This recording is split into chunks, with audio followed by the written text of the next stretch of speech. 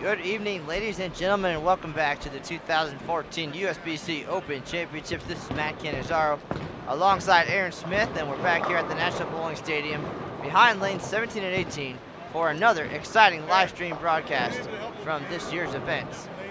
Last year, Laughlin and Miguel Lopez made magic here at the National Bowling Stadium, each rolling a perfect game during their team event. They are companion team members, and we are back here in 2014 to see if they can do it again, this time live on Bowl TV. Now, we just got underway.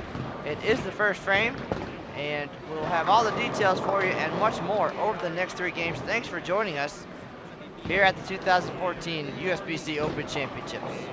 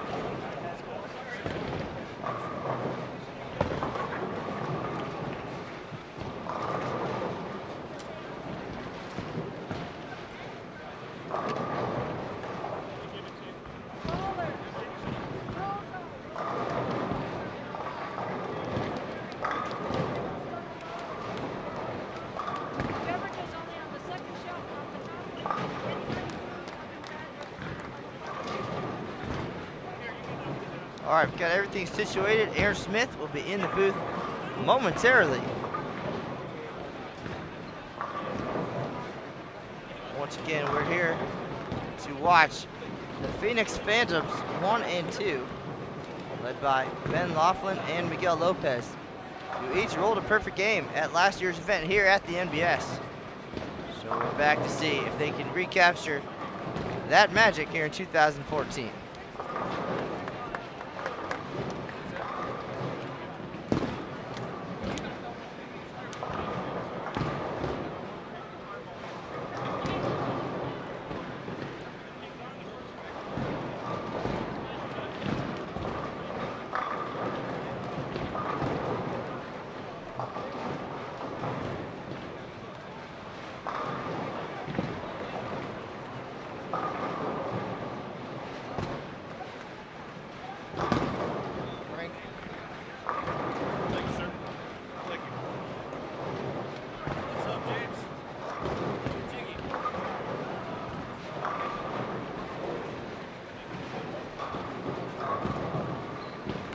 As we get situated, hopefully you two will get comfortable at home, as we'll be here for the next 3 hours.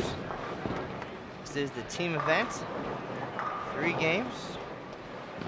The number of these folks are chasing 35-61, the highest game in tournament history. That's 111 years of tournament competition, and it happened on this very pair of lanes months ago. Motion plus lanes. So we're back here again to see if Phoenix Phantoms 1 and 2 can make a run at that monster number. As Miguel Lopez delivers the first strike of the year for Phoenix Phantoms 2. Here's Kerry Hoffman trying to make it 4 out of 5. For his team, he leaves the 10 pin. Aaron Smith will be here in just a minute to give you the rundown and the lineups for today's team event. There he is, the sidekick extraordinaire. Aaron Smith, welcome back. Thanks for having me, Matt. Thank you, everyone, for tuning in on this, what day is it? I don't know what day it is. It's Saturday, ain't it? It's Saturday. Beautiful Saturday night here in Reno, Nevada. For the 7 p.m. team squad, we have the Phoenix Phantoms 1 and 2. I'm sure, Matt, you already gave them a rundown of Miguel and Ben's historic team event last year. Put on a show. Miguel going 300 in game 2. Ben following it up in game 3. Certainly, 1-300, always exciting. When you can share that moment with one of your teammates, even better. Of course, being the second guy to step up there with the front 9 probably had to be stressful, but 2 seasoned veterans in Laughlin and Lopez. Of course, they surround themselves with talented, experienced players as well. And I know you have all the details on that. We can tell you right off the bat that Laughlin is coming off a win at the World Series of Bowling 5 at the Regional Players Invitational Final. His moment in the spotlight on national television. Picked up a big win there. He's always been a solid regional player and briefly earned an exemption not too long ago, but has always been more of a weekend warrior type guy. And Lopez with much collegiate success. Perhaps you could tell us a little bit more about that and the rundown of the rest of these fine gentlemen. Well, we'll start with lane 17, Phoenix Phantoms 2. We have Frank Barefoot, Kevin Bachensky, Matthew Villegas, Miguel Lopez, and Matthew Jones, who also had an honor score last year in the 2013 Open Championships, fired a 290 game. Not at the same time, that might have been a record or something. But, and the Phoenix Phantoms 1 crossing team, Laughlin, Craig Spencer, who's staring at a 10-pin right now, David Archer, Steve Roberts, and Kerry Hoffman, who owns a 299 here at the Open Championships as well. You mentioned Lopez, of course, went to Wichita State, actually had just graduated before his tournament appearance last year here at the NBS. I know he's been trying his hand at the PBA Tour as well. I believe he was just at the Summer Swing in Oklahoma. So certainly a experienced group here. We have a lot of different equipment. A lot of guys wearing different shirts. Columbia 300, Hammer, Ebonite, Storm, Brunswick. So we'll do our best to get a rundown of all that.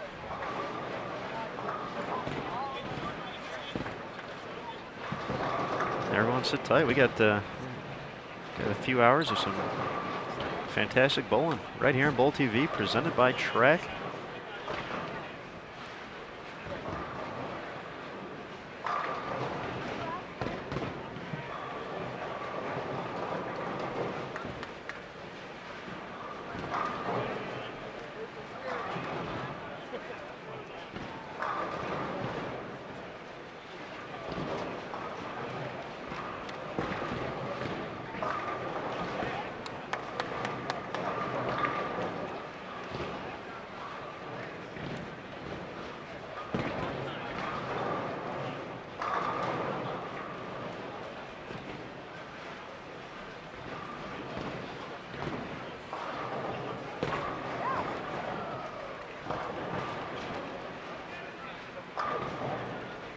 Lopez getting ready to step up on 18.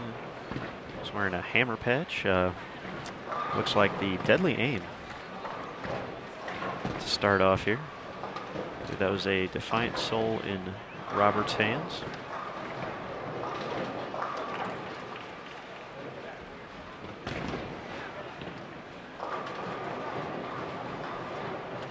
All right, Mr. Smith, so we are now situated on Facebook and Twitter. No doubt, the word is out. That's how we spread it here at the USBC Open Championships.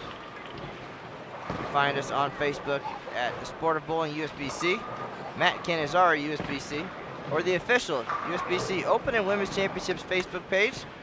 And a lot of great information there. We always send out an event so that you can mark these live stream broadcasts on your calendar.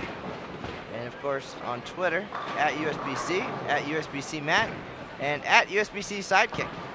Ha. I see what you did there. That's funny. Theme of the day. So we do appreciate everybody tuning in and telling all your friends. These great bowlers from the Southwest there, the Phoenix area. A lot of Arizona ties, some some other Arizona folks in the building as well. Saw them at the Bowlers Journal earlier. Brett Wolf, Mike Calderon, Brandy Wolf bowled at the Women's Championships yesterday. So hopefully they'll come down and check things out. I know there's a crowd behind us in the bleachers. Since we're on lane 17 and 18 here, we're right in front of the stadium seating. So perhaps a growing crowd upstairs here to check out a little more magic, maybe like we saw in 2013. Well, I got to hear it in the celebrity announcements right before we started, lane 17 and lane 18.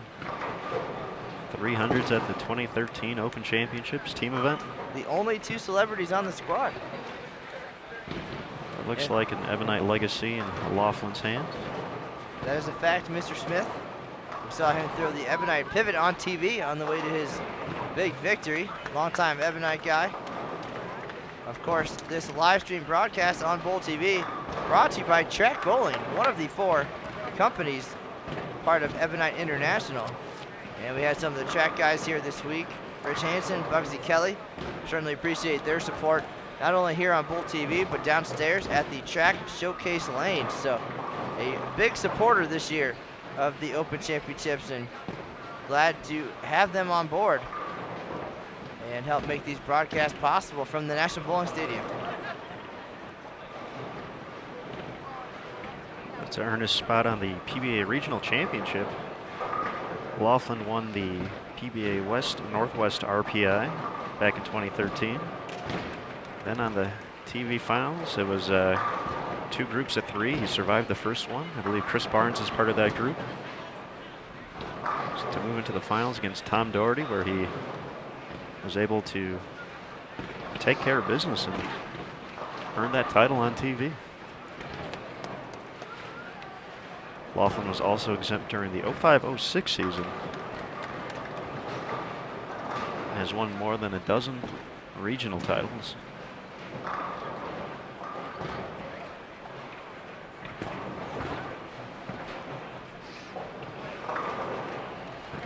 Matt, I feel that post is going to get out of hand at some point here. Yes, and folks, if you're just tuning in, if you go to the, it's kind of awkward to say it this way, but the Matt Cannizzaro fan page, Matt Cannizzaro USBC, there's an opportunity on there for you to help give Aaron Smith a nickname. And so far this year, we've had a lot of folks come by the booth and tell us they appreciate the coverage. They tune in all the time. It's nice to meet us in person. And sometimes they'll snap a picture or two and post it on Facebook and give a shout out later. But so far in those cut lines, we've been referred to as Matt and the rest of the crew, the USBC crew. Matt Cannizzaro and the live stream staff. There was a Matt Cannizzaro and that other guy at one point, and then Matt Cannizzaro and his sidekick.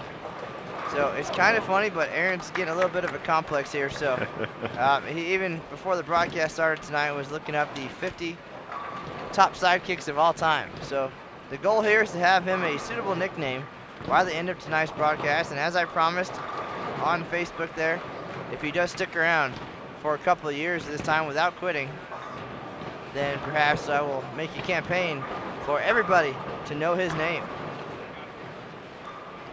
Appreciate it, Matt. So swing by Matt Cannizzaro USBC, offer your thoughts, or share them here in the chat room. We do appreciate the growing crowd.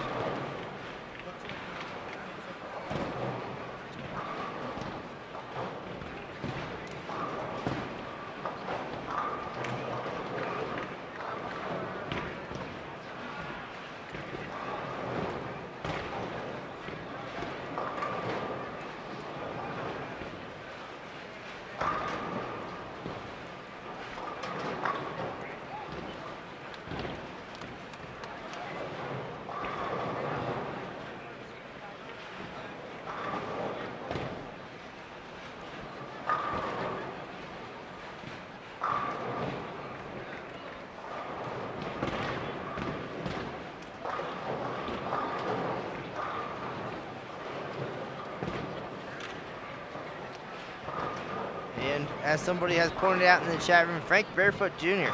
also with a 300 game here at the Open Championships. He had one of 32 back in 2010. I interviewed him myself that morning. Frank was a late addition to the rosters here, so we apologize for that omission, but now you know, and the more you know. Dot, dot, dot. I don't know. That's how that saying goes. You don't know how that one ends? I believe it just ends.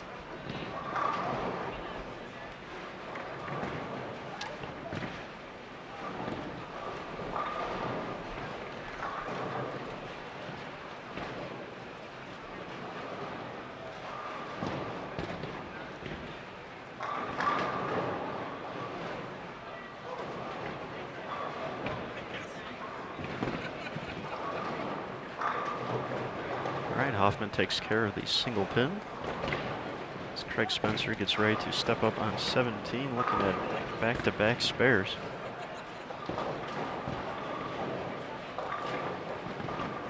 Goes high, leaves at 3, 6, 10.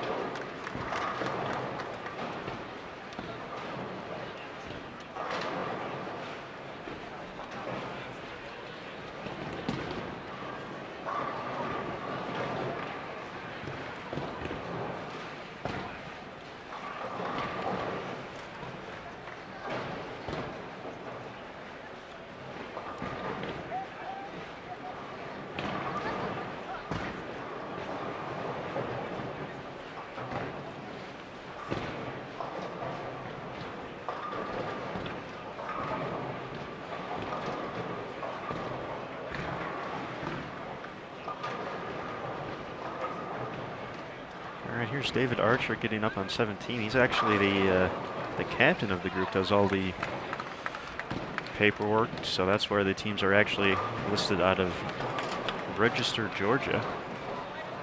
That's where David hails from. The tireless work of the team captain.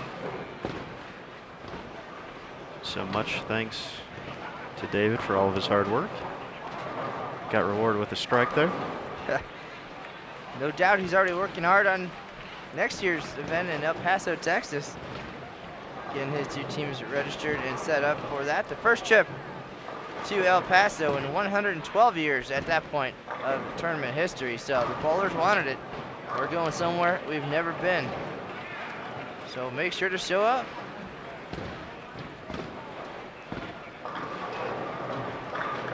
Registration is open on bowl.com. You can visit the Open Championships page, click on the Register Now tab, and get your team in. It is real time, first come, first serve, so the sooner you register, the better chance you have of getting the dates and times. A lot of great incentives. So check out all the details. If you have any questions, of course, as always, let us know. That's what we're here for. Although, somebody did say today that I was just the camera guy.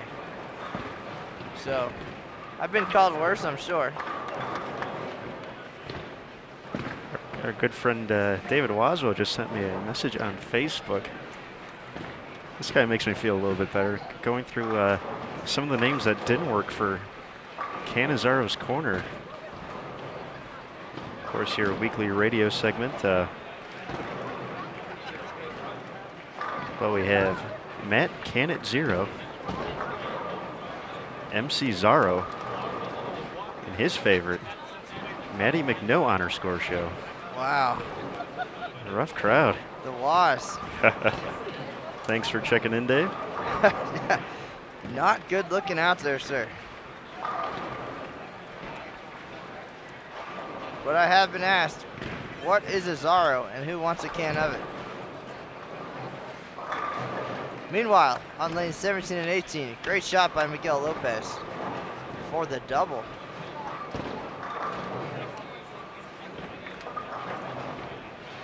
Barefoot out to a hot start here, looking for 4 in a row here, stepping up on lane 17 in just a minute.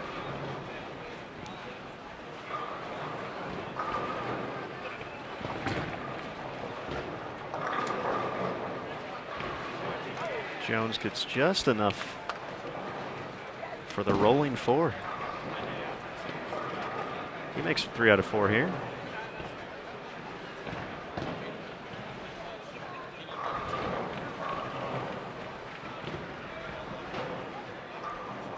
Chris Esther, one of my favorite lefties ever. Thanks for the shout out there. Thanks for tuning in tonight.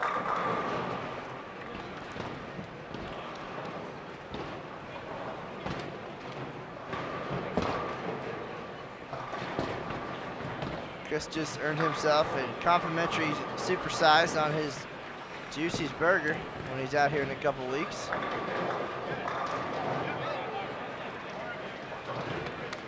The 7 wobbles over for Laughlin. He makes it 3 in a row after 2 opens to start. Getting a little bit more comfortable out here on the 43-foot pattern used here in the team event. Of course, you can get an opportunity to practice with up to 9 of your teammates downstairs at the track showcase lanes on the first floor of the NVS. Get an hour session for $125. Get a chance to put your game plan in place and get ready for your time out here on the big show. Certainly, exactly $12.50 a guy if you bring down 10 folks to practice for 1 hour on the exact lane condition, same machine, same oil that you're going to encounter upstairs here at the Open Championships on the 4th floor. This is a huge and magnificent venue. 5 stories. 78 championship lanes here on the 4th level. Lanes 69 through 78 being used for the Storm Bowlers Journal Championships presented by USBC. 1 through 64, home to the 2014 USBC Open Championships. And of course, downstairs, the track showcase lanes, your opportunity to practice. And Aaron, we talked earlier today about the fact that you get a free Bowl TV track towel just for participating in a team practice session. You get a voucher, you get to head upstairs to the Ebonite Track Columbia booth. Pick up your free towel. We had to order more. So the track showcase lane is very popular this year. And make sure to make your reservations early. And of course, for those of you who want to keep it as a souvenir, Matt and I will gladly be able to sign them. Lone Ranger and Tonto, if you will. See, let's come back to the sidekick thing. But curiously, if he's the Lone Ranger, why does he have a sidekick? He's not alone. Because if it was just him and Silver, it'd be weird. Then he'd be, yeah, well.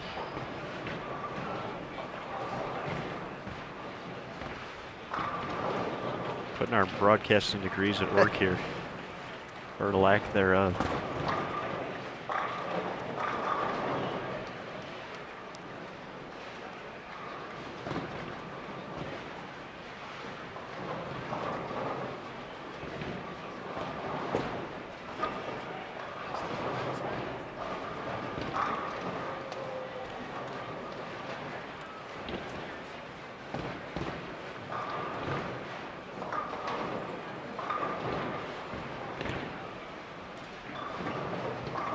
A few other talented groups bowling this 7 p.m. squad here at the NBS. A few pairs away. Andrew Luce and company, Chicago's Bowler Shop 1 and 2. They're over on 21 and 2. I know Corey Simmons and the Wichita Bowling Supply also hitting the lanes right now. They're down in the 40s, I believe.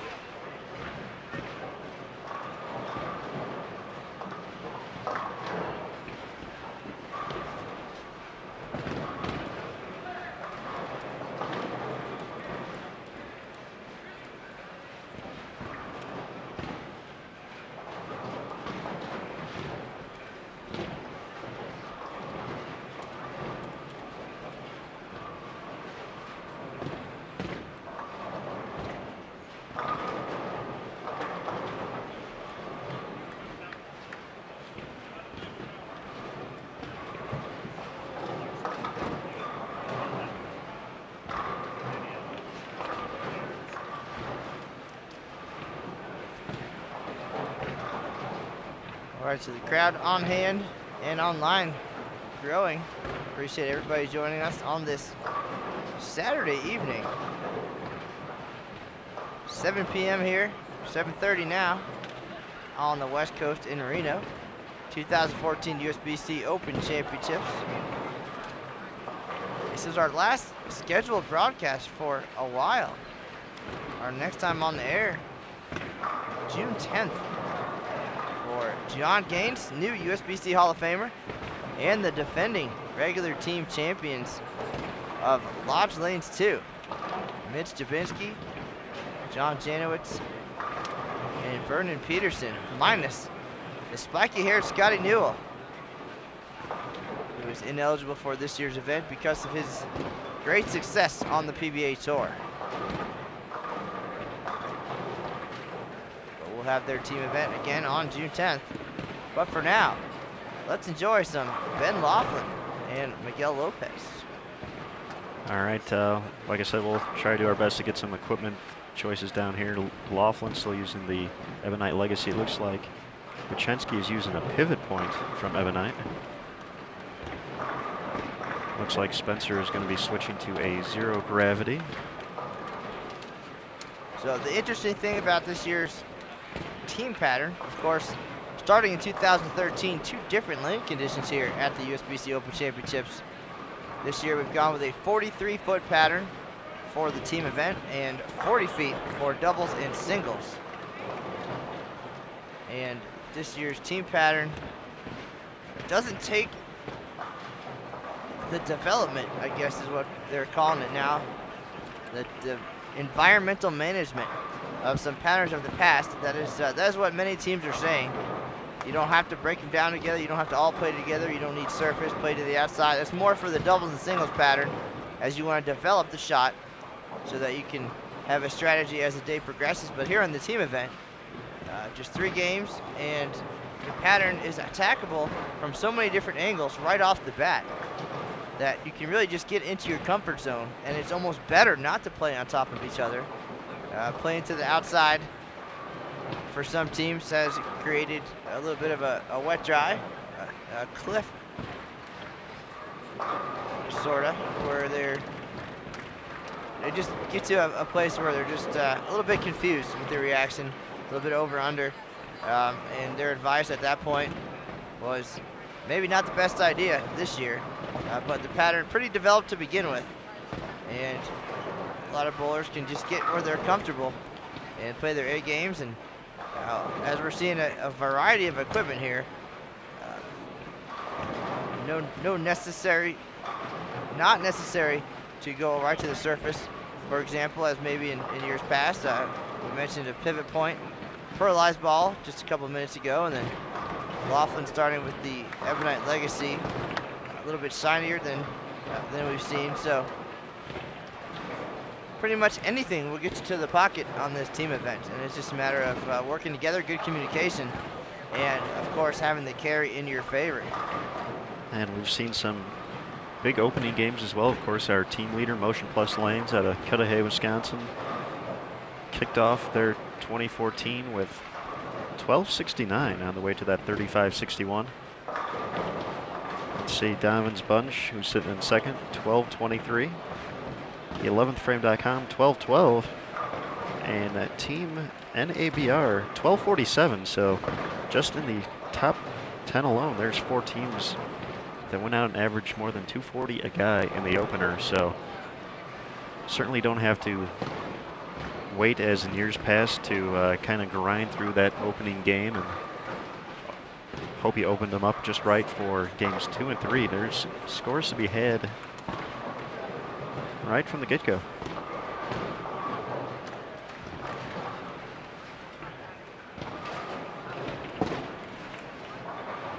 All right, here's Hoffman getting ready on 17. He's using a deviate ball.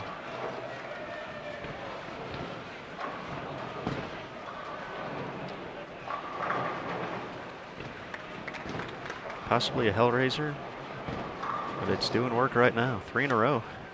Well, Aaron, you mentioned we've seen big starts, big finishes, and pretty much everything in between, consistency. And of course, the 11thframe.com guys coming out huge games 1 and 2, and then falling off in game 3. Perhaps the biggest start we've seen, maybe ever. Back-to-back 1200s to get things underway, and then struggled in game 3. Struggled to a 1083. That's pretty sizable for most teams, but after the start that those guys had, and they ended up settling just inside the top 10 with 35.02. 3,500 is out there for sure, but again, got to make good shots and make your spares. Very important. And we see a lot of spares on the board here in game 1, and a handful of dashes as well. And as our young friend Natalie Striking Summer says, more slashes and less dashes.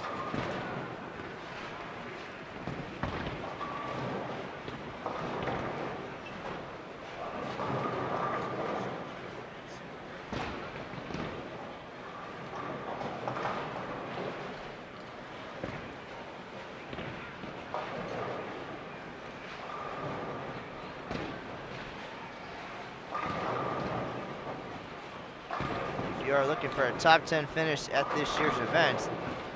Still a lot of great teams to come this way. Looks like your target score is going to have to be 3,500. We only saw a couple prior to last year's scoring explosion. But that is the nature of the game.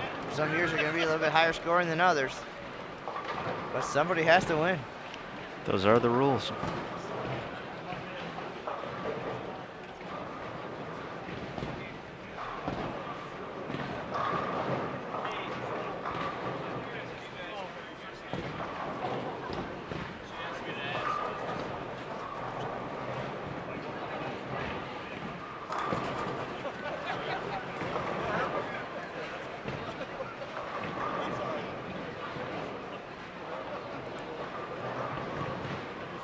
Aaron, it appears we are in the way. I was just going to say, we worked so hard to streamline our operation here to get out of the way. We are still in the way.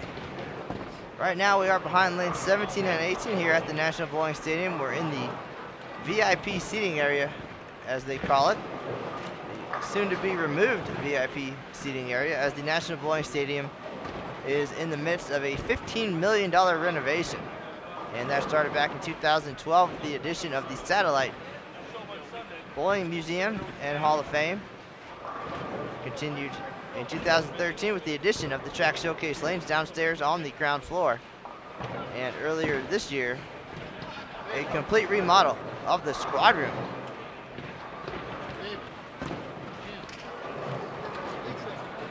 And the rest of the plans call for redoing the atrium hallway on the way to the squad room, and potentially redoing the entire concourse, taking out the bleacher seating and the VIP seating, doing something a little bit different moving forward. We'll see as we're headed out of here on July 13th. The USBC Women's Championships and USBC Mixed headed to the National Bowling Stadium in 2015.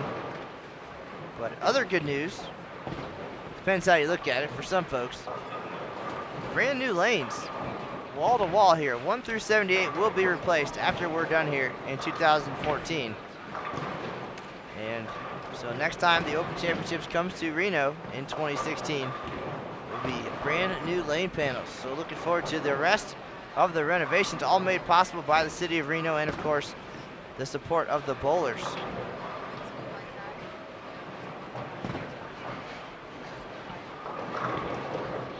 Hoffman makes it 4 in a row here. He's so far, he's the only one to really get a string of strikes going. We've had a few 3-baggers. But we've seen a lot of spares in between here today. So hopefully these guys saving some strikes up for the last 2 games here. Still not a bad start. But definitely going to need to start striking. They want to give themselves a chance to get towards that 35-61 number.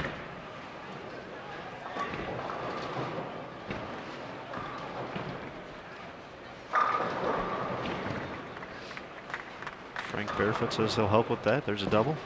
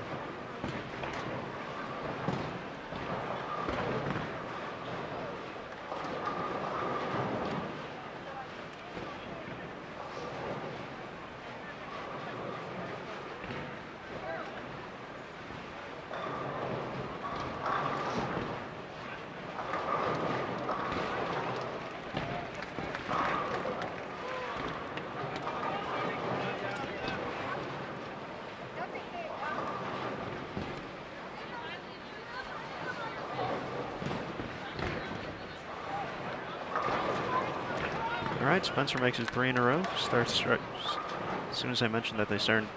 I'm not going to be able to do this. There's too many S's. As soon as I mentioned that they need to start throwing a few more strikes, we haven't missed. Way to listen, guys. Aaron, you should be a bowling coach. You could go back and you could be the assistant coach at Calumet College. No, I heard they have a pretty nice coach. I'm looking forward to meeting him someday. No, they already have an assistant coach, so that job is taken, but I will gladly hold the clipboard. You could be the coaching sidekick. I could be the coaching sidekick, yes. I was going to say, definitely a few interesting submissions into the nickname category so far. Here in the chat room, Chris Shipman, Agent Smith. Mark London, the Statomatic Man. David Machin, the Human Calculator.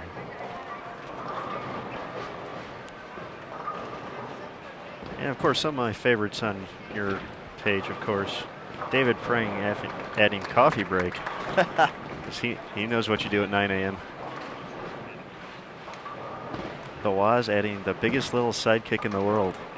So it might be the front runner right now. Of course, can't leave out Mike Worm, the other guy. Well, what's going to happen, though? The biggest little sidekick in the world. We go to El Paso. Oh, yeah, you already have him there. My little muchacho.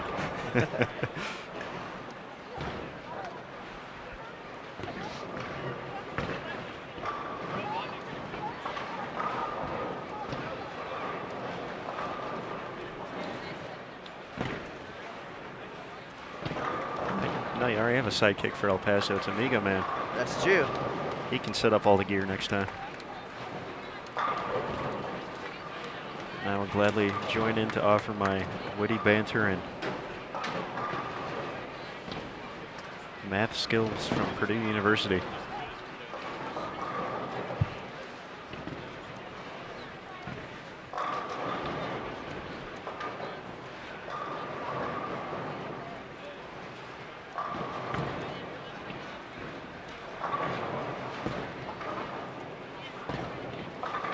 All right, 5 in a row for Hoffman. He is the leading the way right now. Here on our feature pair, lanes 17 and 18 at the world-renowned National Bowling Stadium. This is definitely the place to be in 2014. We got the USBC Open Championships, the Storm Bowlers Journal Championships, as we mentioned earlier. Then downstairs on the track showcase lanes, the Columbia 300 40 frame game. And in just a couple of weeks, we'll have the USBC Queens and Senior Queen, followed by the USBC Senior Championship. So something for everybody here in Reno in 2014. So come on out, bring the family, bring your favorite sidekick, and take your shot at some serious prize money.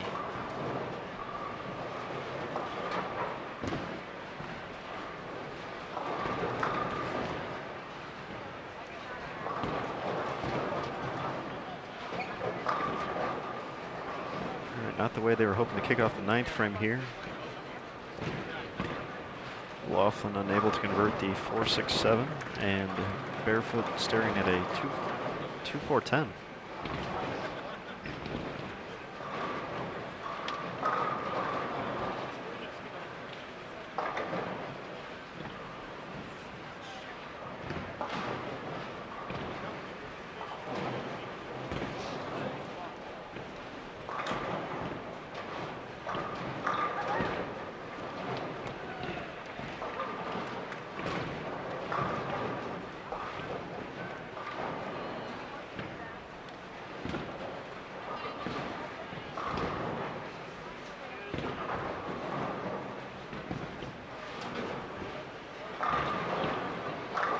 There's a great shot by Kuchensky, makes it 4 out of the last 5.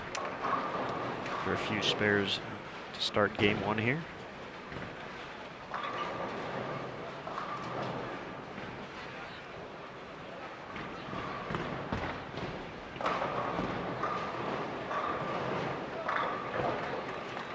Great shot by Archer to set up the 9th.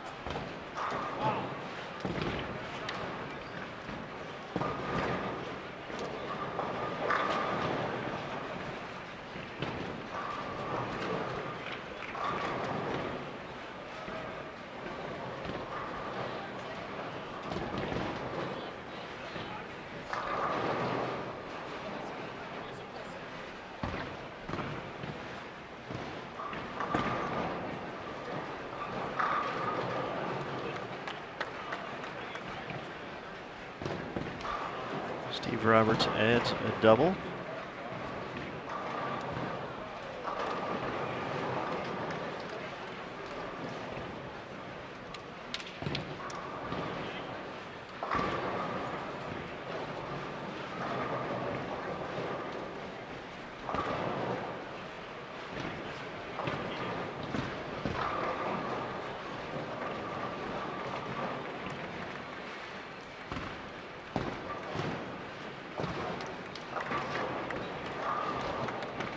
Hoffman makes it a 6-bagger.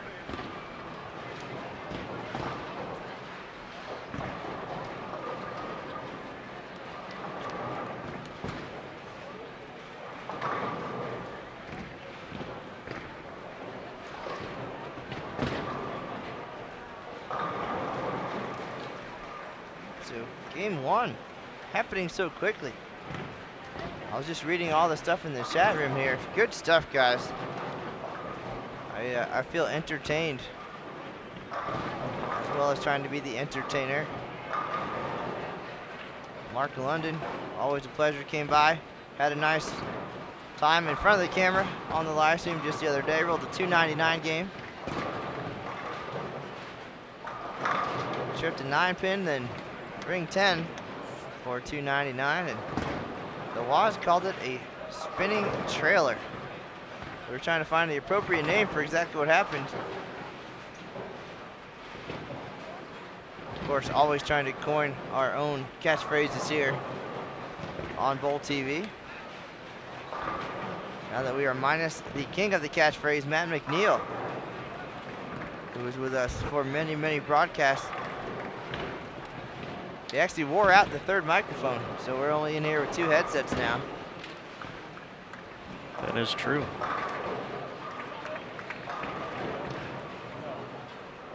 So Barefoot bounces back after the open, the 9th. Get him into the 2-0s. Phoenix Phantoms 1 can add another 360 on top of their score to get them to 1,100 still, with the ever popular 15-bagger in the 10th.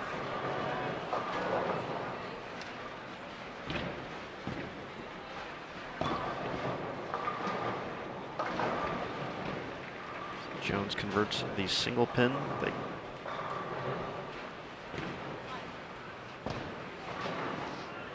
Let's see, Barefoot strikes her. That's another 30. So 206 for Frank. So they can add 220 on top of their score here. Still get to 1022.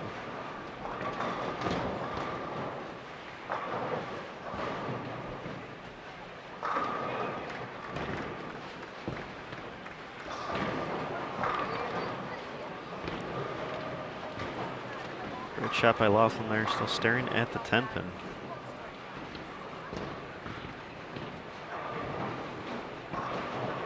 I think this is similar to how he started off last year. Had a little bit of a slow start, then slowly got rolling as the pattern opened up, and then in the 3rd game, took care of business. So we'll see if we can have a repeat performance here in 2014.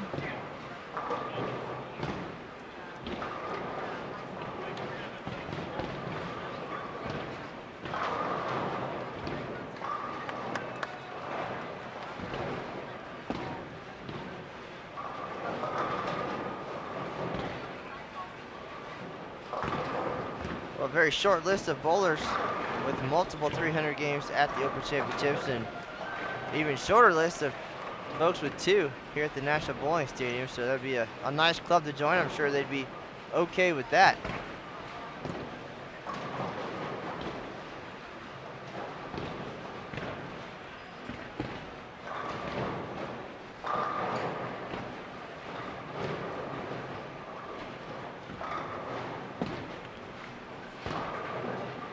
So barefoot 206, Pachensky 189.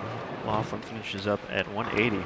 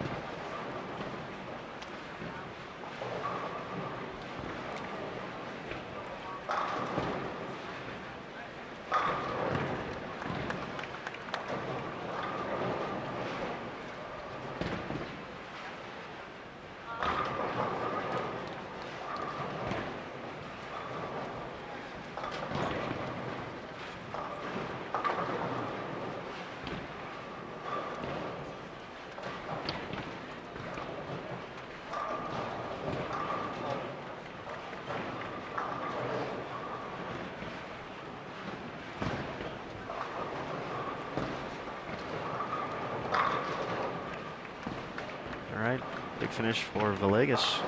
Gets to 180.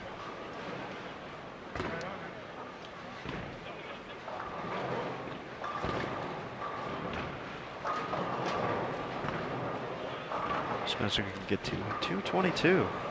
Strike on the fill ball here.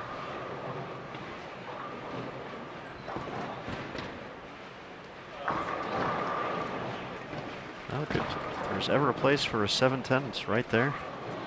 220 in the books.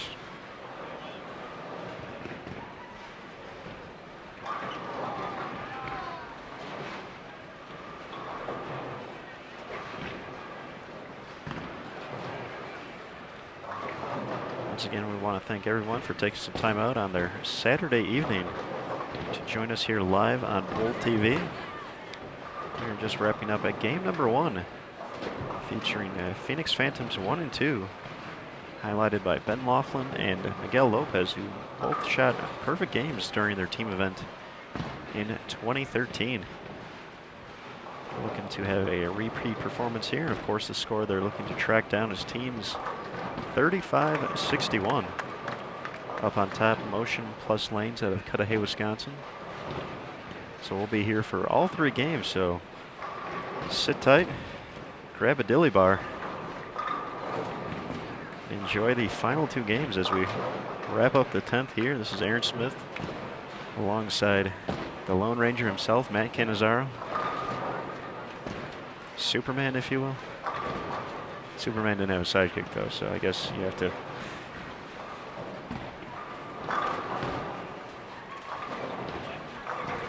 Guess you have to think of something else to refer to yourself as.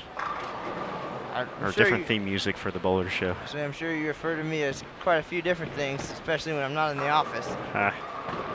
Most of which probably can't be said on the air, which is good.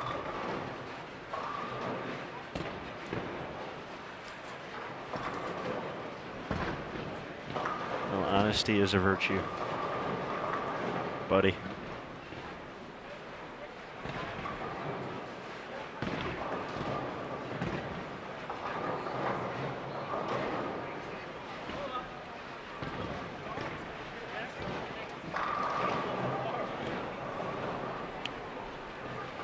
Comes the Arizona contingent, as well as some Florida folks. Tony Correo and his obscene Florida State t-shirt.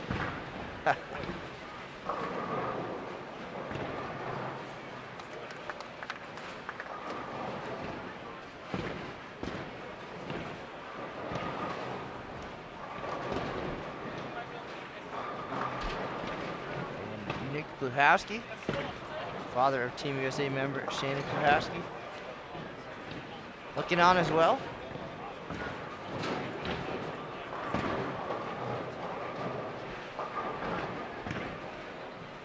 All right, here's Matt Jones looking to make it a double in the 10th. Carry woes continue.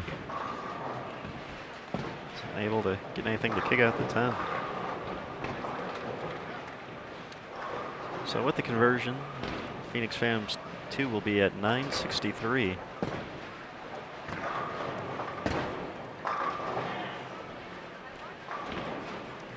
Phoenix Phantoms 1. Phoenix Phantoms 1. There we go. So that's 10:42 out there.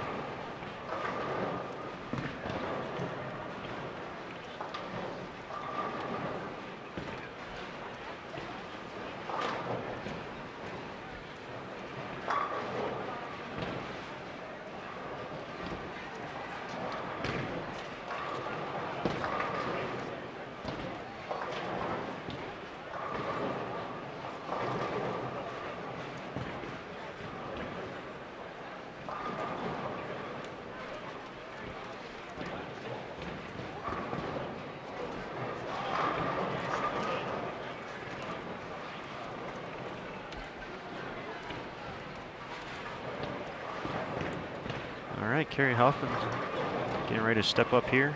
Still has a shot at 270.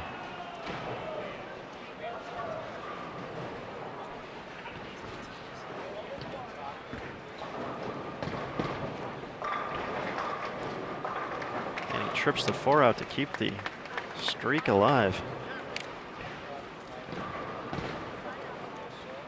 Kerry had a 299 in the 1997 team event. Has a lifetime average of 202 over the course of 26 tournaments.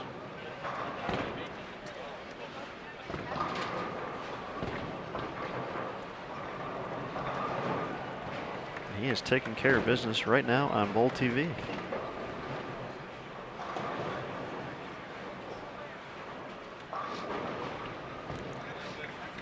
Looking to make it 8 in a row here.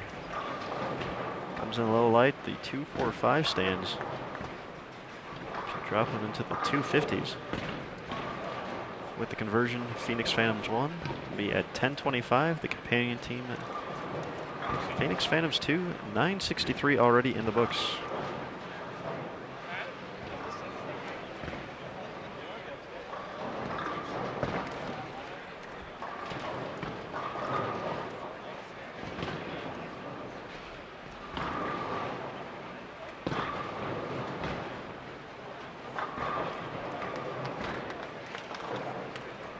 So 257, 1025.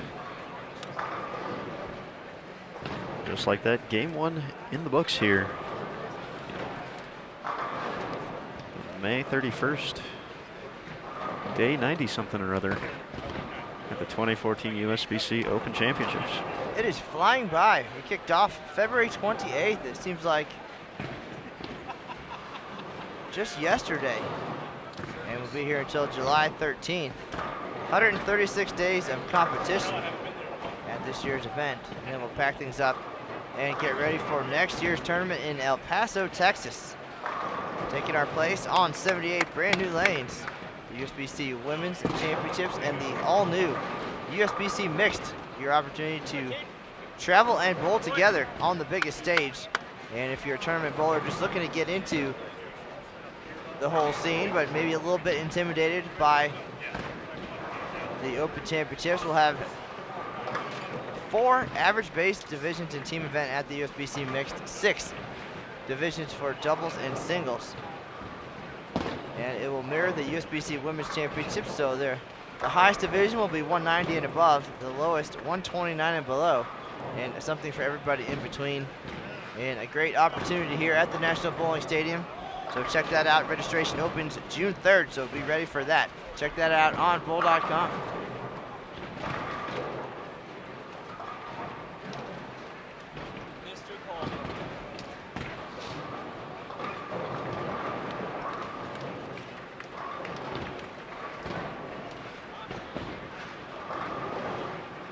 just scanning through the chat room now. Some of our faithful favorites, Mark London, Chris Shipman, Craig Zika stopping on by. And now we've got the global connection. From the UK. The United Kingdom. Waited all night for it. Well, thanks for waiting up. We do appreciate it. Hopefully these guys will put on a big show for you right now. 300 viewers. Maybe that means something. A special number, of course, reached by Miguel Lopez and Ben Laughlin in last year's team event, so why not do it again here in 2014?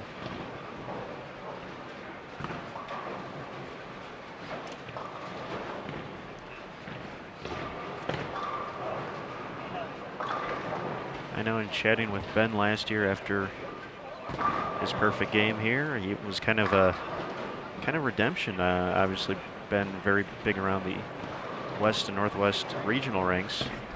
He's had plenty of opportunities to bowl here at the NBS, and had some finishes that weren't necessarily how he had hoped. So it was kind of some redemption here. Chance to get one back from the stadium. So he was certainly happy to finish that one off and help his team to a nice 3,300. Lopez's team cracked the 3,400 mark, which we did a record amount of times last year. So two solid performances back in 2013.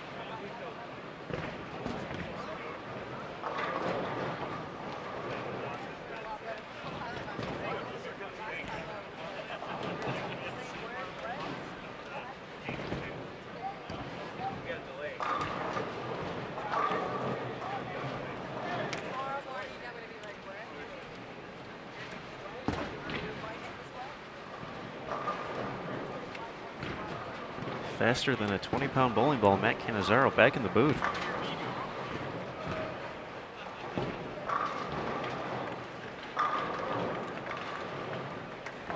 And here we go, Ben Laughlin. 2 in a row to start game 2.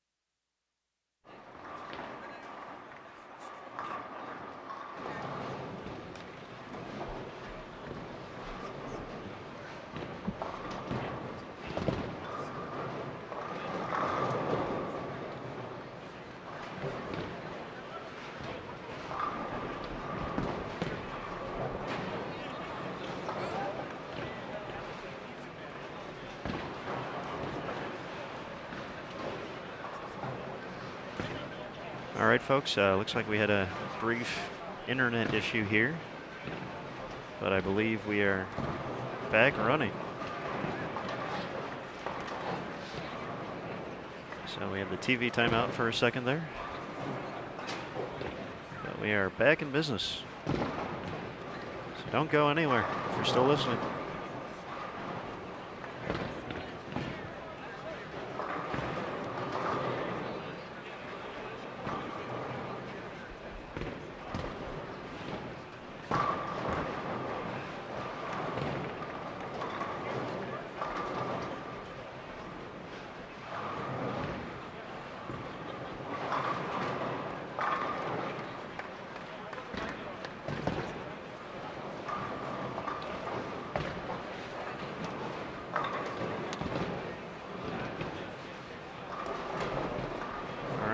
opens up on the board to start game 2 here. Phoenix Phantoms 1, 10:25 in the opener. Phoenix Phantoms 2, 9:63. So as you mentioned, possibly before we lost the feed there for a second, that a tall order and task these last 2 games. We'll see how the strategy works out here.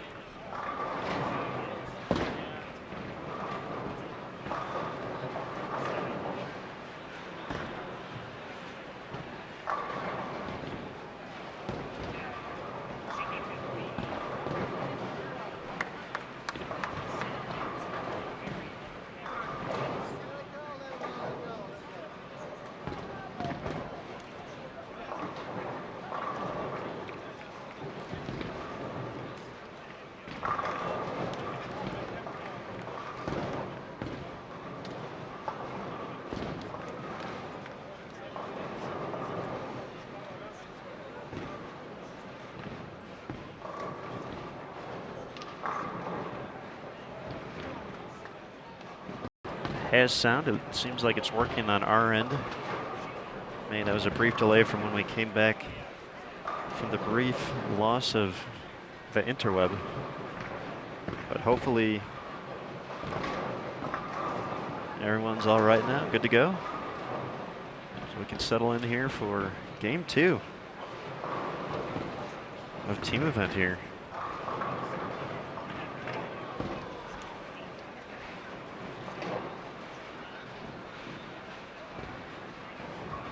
Laughlin starting off with the first 3 strikes. Miguel Lopez looking to match. Getting ready to step up on 18.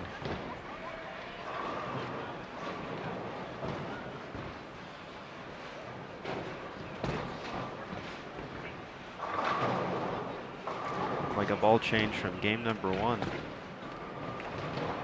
That goes high, leaves the 6-pin.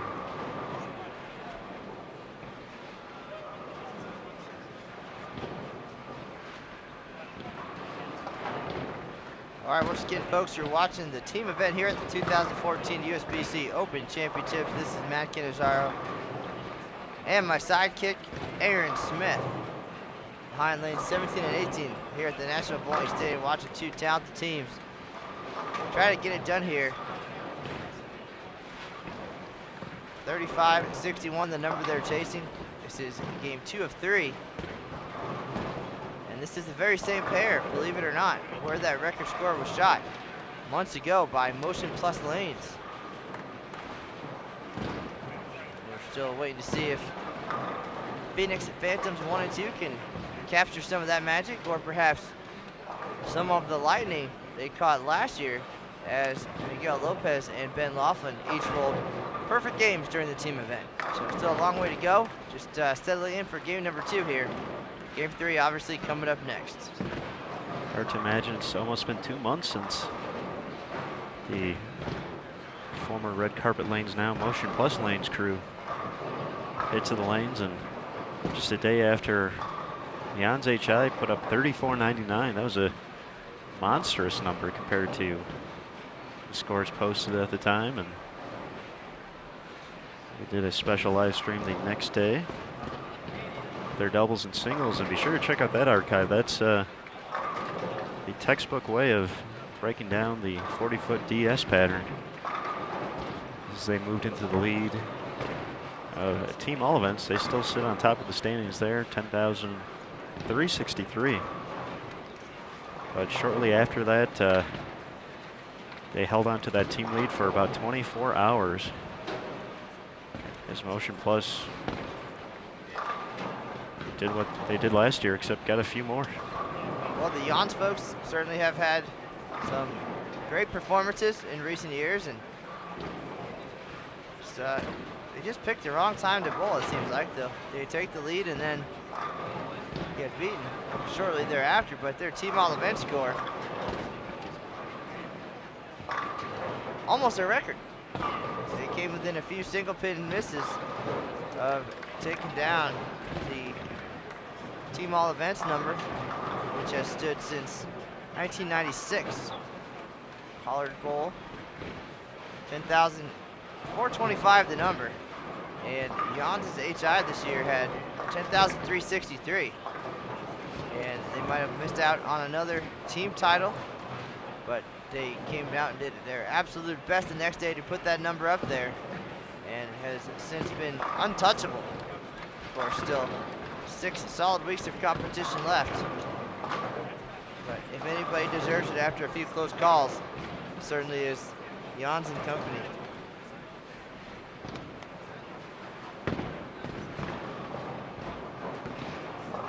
I see the numbers have popped back up since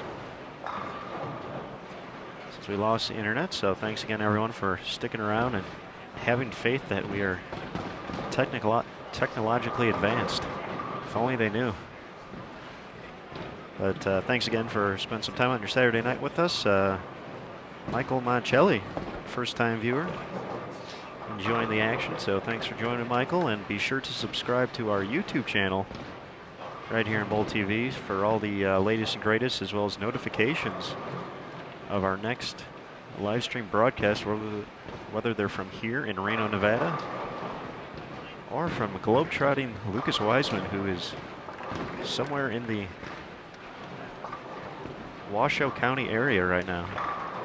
He is in Reno. He is scheduled to lace up tomorrow at 7 p.m. So he's looking to set the new bar for the media department. 1701 or bust for Lucas. That's all he needs.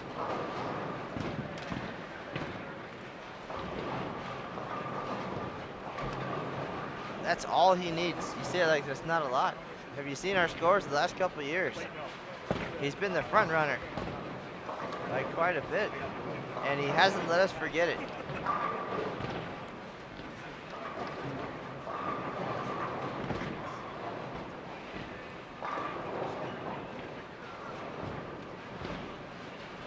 Maybe even Lucas will swing by today and he'll send you home early. Ha.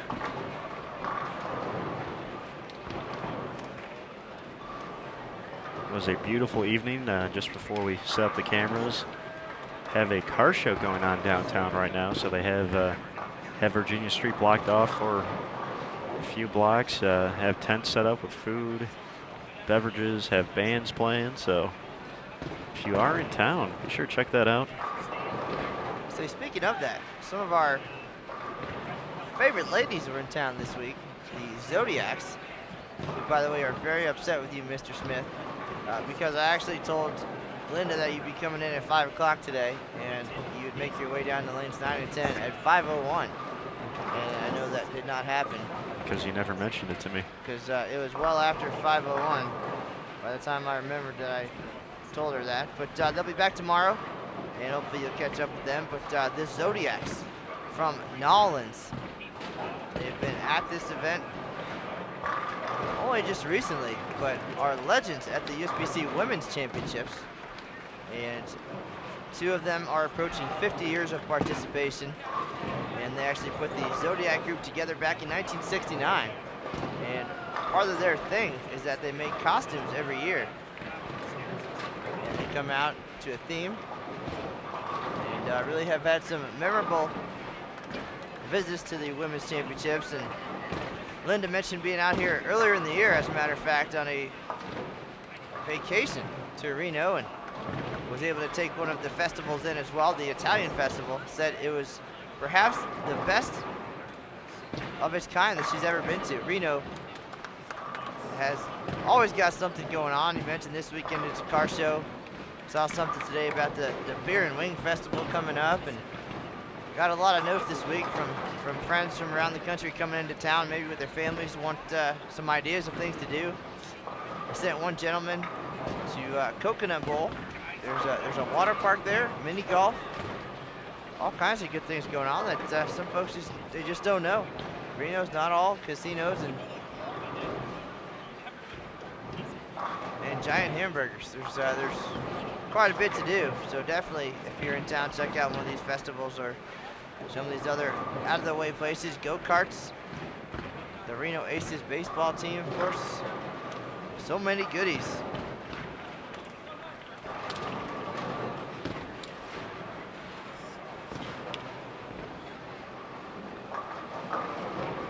Holy cow.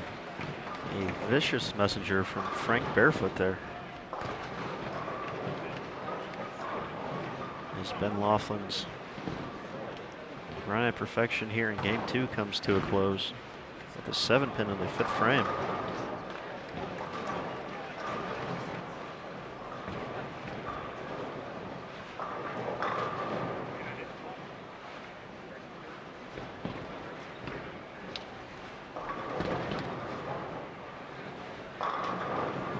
So many conversations happening in the chat room right now. I'm getting a little lightheaded.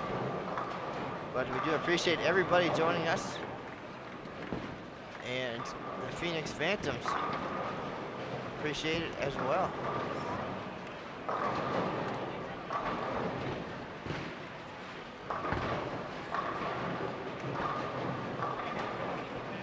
$35.61. That is your top score. It's going to take just about 3,500 to get into the top 10 here at the 2014 OC. 34.55 currently rounds out the top 10, so. We also saw the highest game in tournament history this year. 123bull.com from Connecticut, $12.99, and should have been, could have been a whole bunch more, but $12.99, the highest score in tournament history, beat the previous record of $12.81, set by Jeff Riggles and company, 11frame.com, on the way to the team title in 2011.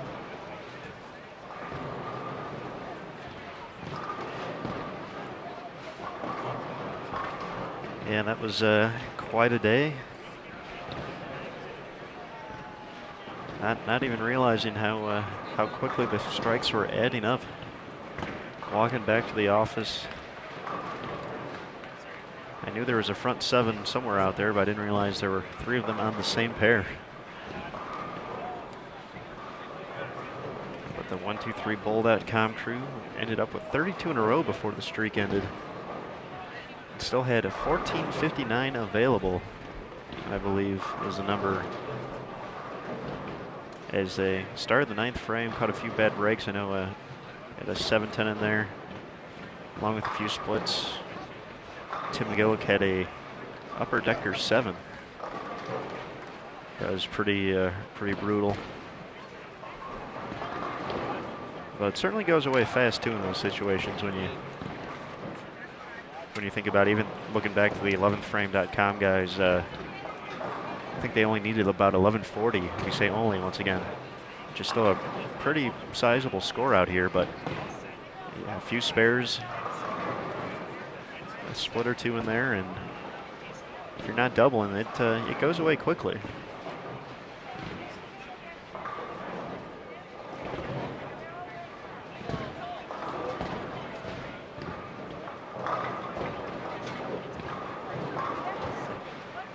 So we're still working on Aaron's nickname, and the one person who's yet to chime in is the man who might have decades of insight, Brad Smith.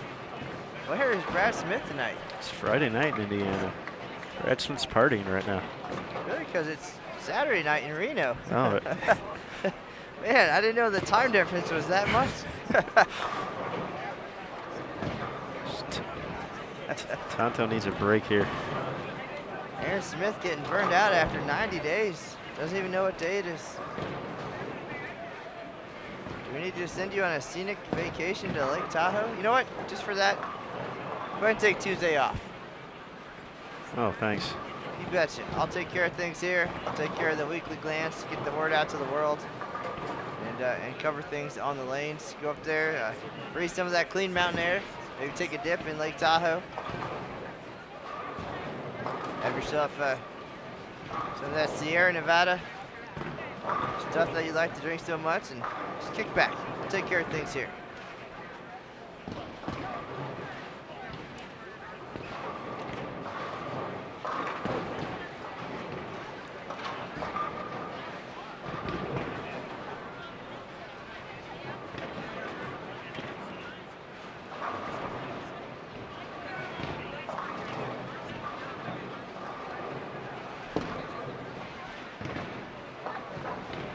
Hoffman takes care of the spare after a 257 in the opener. Strikes have slowed down a little bit for Carey. We'll get another look here at Ben Laughlin up on lane 18. Started this game with the front four, and now looking to get back on track. Still throwing that Ebonite Legacy, and got some early hook there. Almost got a break. 10 goes, 6 stays. So maybe time to move a little bit left, or pull out something that's going to get a little bit further down the lane. Maybe just a bad shot. Always wonder from back here in the booth. Sometimes the body language gives it away.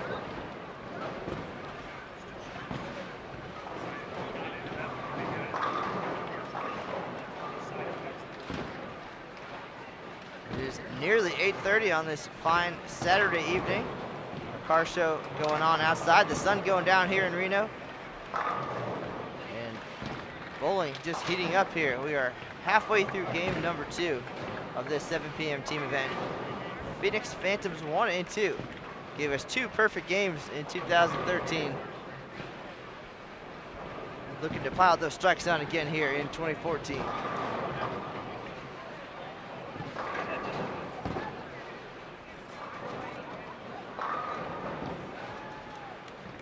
Seems to be Arizona weekend here in Reno. Another group earlier today, Brandon Baird, Dan Patterson, and the Stoltz family, and all their kids, and of course Brett Wolf, Mike Calderon, and their group standing behind us. Nick Buhowski watching their fellow Arizona bowlers. A few days after, we'll see USBC President Andrew Kane taken to the lanes along with his crew. Chris Clark, Kyle King, who we saw here just the other day. Kyle picked up an eagle, team all events, in his first Open Championships appearance back in 2011. So even though we've got 90 days or so in the books, still a lot of great teams headed our way. Before we wrap things up, July 13th, the Women's Championships also underway. Kicked off April 11th. Will go until June 30th. A lot of great women headed to Reno for the USBC Queens the last week of June. TV show will be live on July 3rd.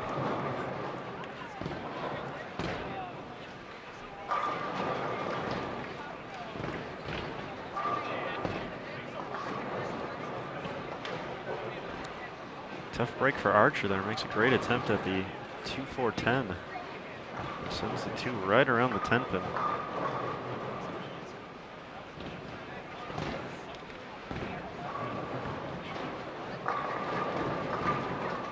Lopez bounces back nicely after the open in the 5th.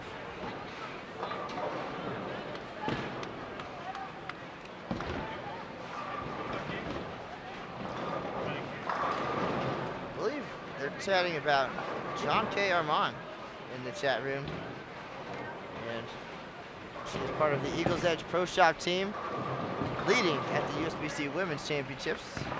Took home the scratch team title last year, and John K. helped her team back into the top spot this year with what sounds like a pretty serious injury.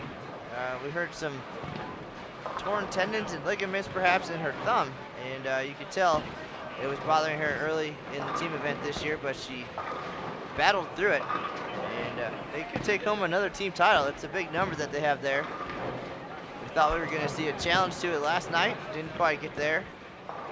So, of course, our best wishes to John Kay, a 3-time champion at the Women's Championships. Looking to make it 4. John Kay and her teammates certainly have dominated at the Women's Championships in recent years, especially. Their leader, Joey Biondo, taking home titles in 3 consecutive years, trying to make it 4 straight. And here on our TV pair, looks like a ball change for Ben Laughlin. Looks like a pivot point. So certainly going to something that will give him a little bit more length, as we saw on his last shot on the right lane at least. With Legacy checked up early. So a little more push out of the pivot point. And after the 4-bagger, a pair of spares. Perhaps a little more angular off the spot too. Great shot, rings to 10. Just gotta like the look of that one at least. Got it to the hole with some authority.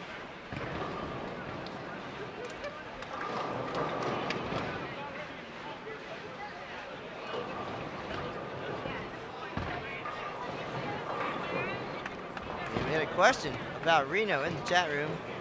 You know, last year, the first Friday of every month, we had the food trucks out across the street. We have not seen them so far here in 2014, but the old bus station, as it is, I believe is now the police station, and they do some other activities in there. We saw a dance recital one day, so certainly that building being put to good use. And then, of course, the bus station now better than ever behind the National Bowling Stadium. So there's that. Was kind of looking forward to the food trucks, but perhaps they moved them somewhere else in town.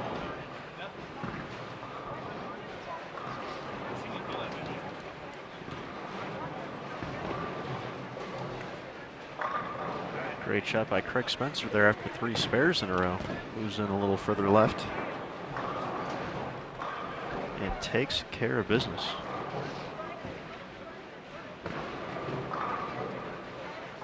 Let's see if Matt can get on track here on 18. Gets his first strike of game 2.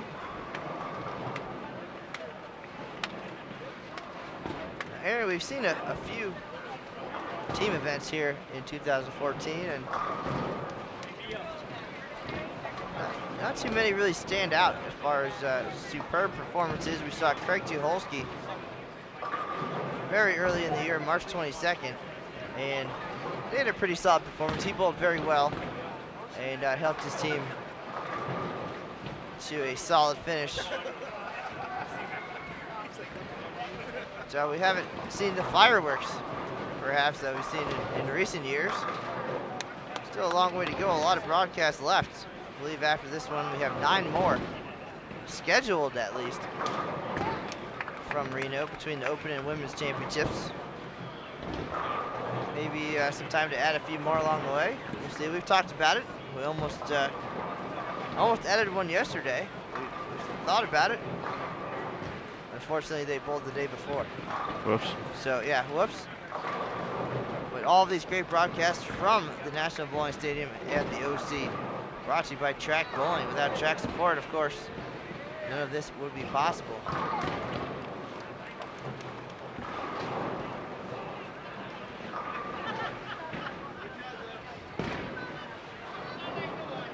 And Matt, 1 pair to our left. James Seal Sr. has gone red. Front 7 for James. Part of a group from Fairfield, California over on 15 and 16. So we'll keep track on James' performance here. Let's see, maybe we'll have to turn the cameras and see if we can get a 300 here live on Bowl TV. Saw Mark London mention no more hard dimes. It's giving him flashbacks.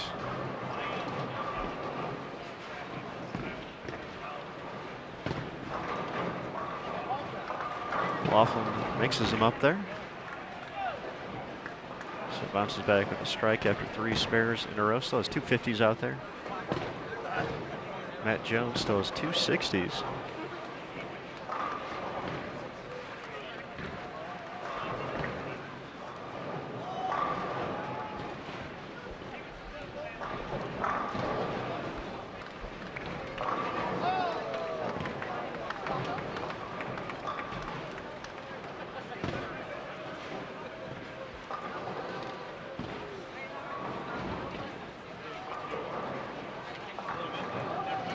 And I'm looking forward to reading my online version of the Bowling News this week to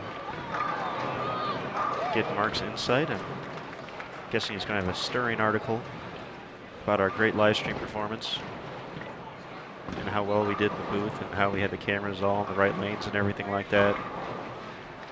How handsome we looked in our suits and ties. But hopefully he doesn't do that and he actually writes a story about his experience and obviously the excitement of making a run live on Bowl TV. A shot at perfection.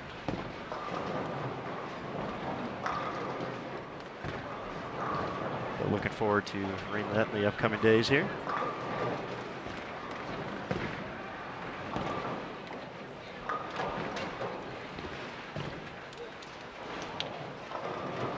Right now, excited to see how Phoenix Phantoms 1 and 2 finish up here.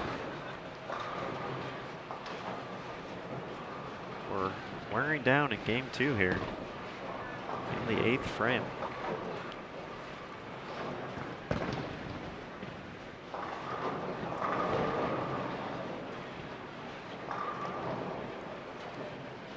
Stepping up on 15, James Seal Sr. Looking to keep the string of strikes going, make it 8 in a row.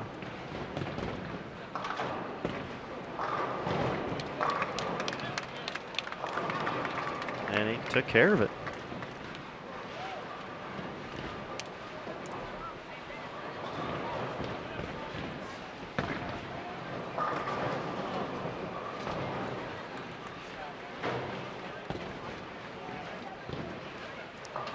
Stepping up on 18. Steve Roberts looking for 3 in a row.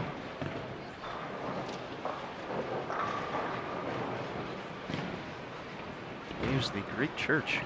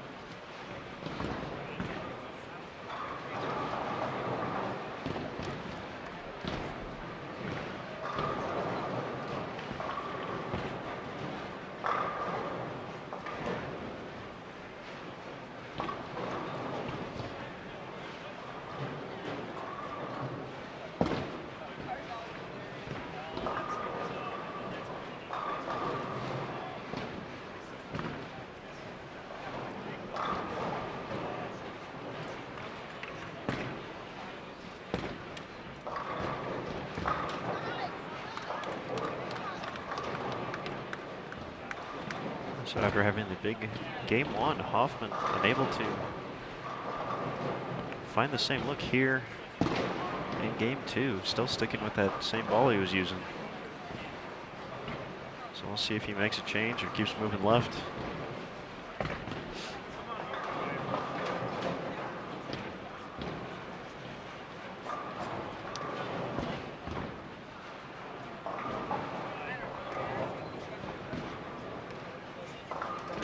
Matt, there's an excellent question in the chat room, courtesy of Chris Hester for you.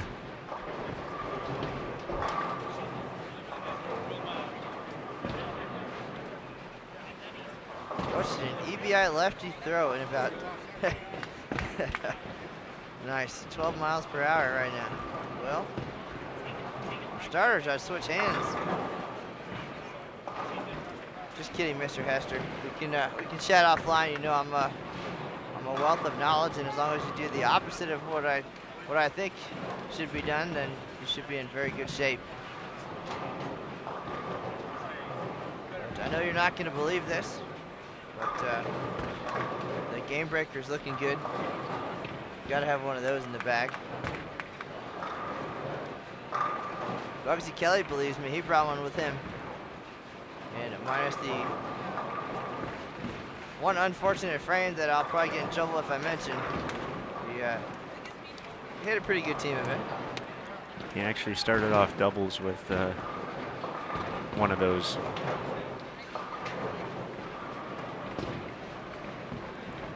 Of course, we're very thankful to Bugsy and all the great folks over in Hopkinsville. Of course, Track, the sponsor of Bowl TV here at the Open Championships, as well as the Track Showcase lanes downstairs. Columbia 300 sponsoring the 40 frame game this year. Also located in the Track Showcase lanes, so certainly a lot of opportunities to not only sharpen your game for the team event with a practice session, but have a little bit of fun and take home some extra prize money over at the 40 framer.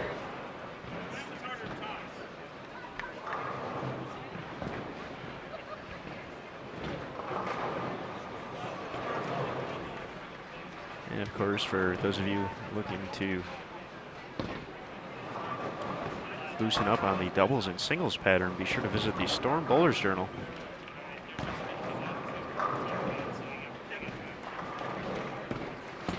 Presented by USBC. This features several squads a day, some on the fresh, some on the burn, so you can experience the breakdown as well as what it's like when it's fresh. That of course is down on the high end of the 4th floor here, lanes 69 through 78. Right now we are behind 17 and 18 in the 9th frame.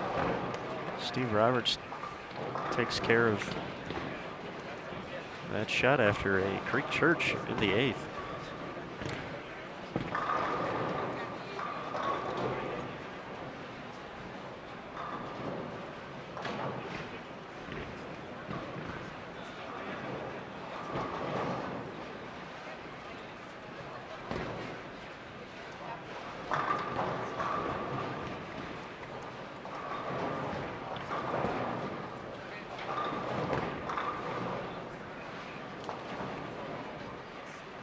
We have some other stars in the house tonight. I actually haven't seen them. We need to check in on them. But Billy Murphy and the Wichita bowling contingent. I'm going to go to the trusty X Bowling and check on some of their scores. One of our favorite left-handers, Corey Simmons. Always helpful in getting an idea what's going on out there. But right now, if you look to the far left of your screen, you're going to see James Seals Sr.'s ball go down the lane. Looking to make it 9 in a row. Trips the 3 out. Nice break. Threw that one through the nose. And was able to roll it.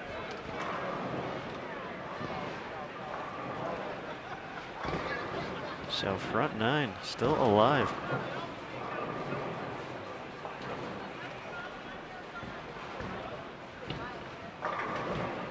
So looks like in a minute we may be readjusting a camera to get James Seals Sr.'s 10th frame.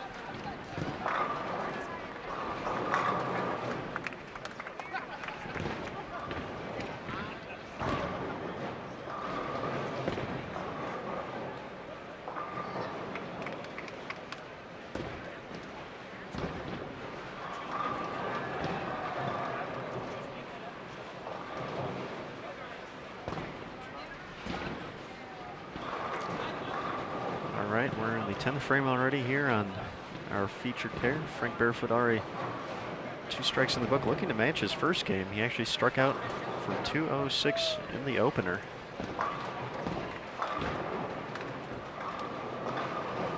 And the duplicate is achieved.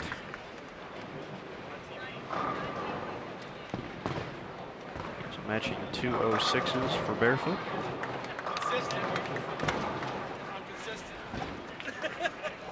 Laughlin can still get into the 250s here with 2 more.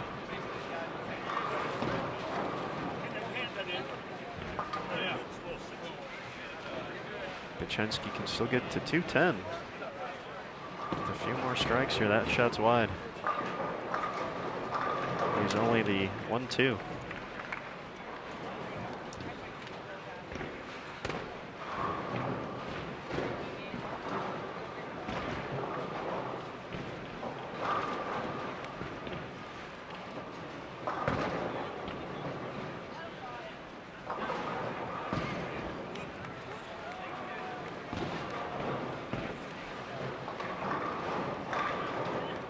And that change to the pivot point working out splendidly for Laughlin after a ring 10 has not missed.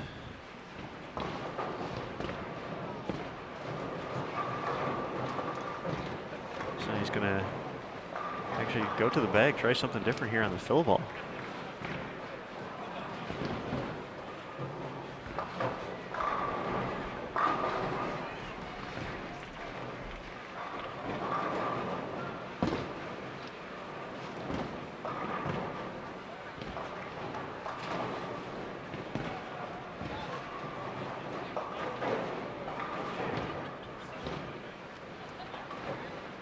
So he finishes with the 4.67 for the ever popular 254. Nice bounce back after the 180.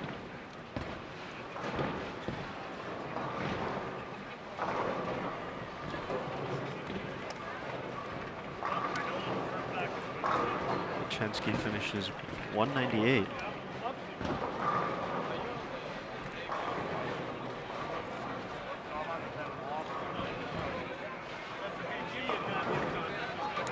Spencer working on 3 in a row, can get into the 230s.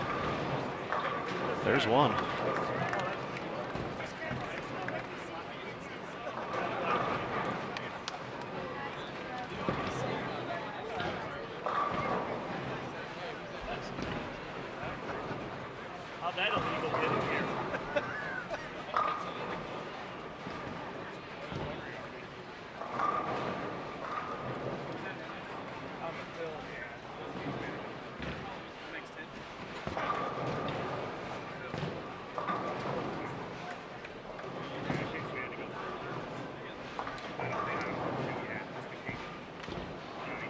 All right, Mr. Smith, Ben Laughlin throwing us for a loop there on the fill ball.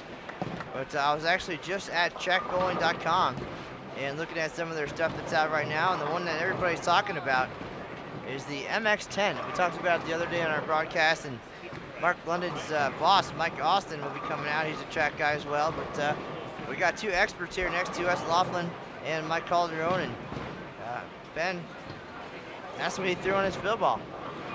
The track MX-10. So getting the word out a little bit about some of the track stuff now. And we saw some of the Ebonite balls, the Legacy, and the pivot point. We talked a lot this year about all the great balls Storm has to offer. Of course, the big sponsor there at the Storm Polar Journal Championships. So a very good mix of equipment, especially here on this this TV pair tonight. And Aaron's looking at the camera. He's giving me the nod. He wants to give James Seeley Sr. some airtime here, so we're gonna step away for about 2 seconds and figure out our strategy there.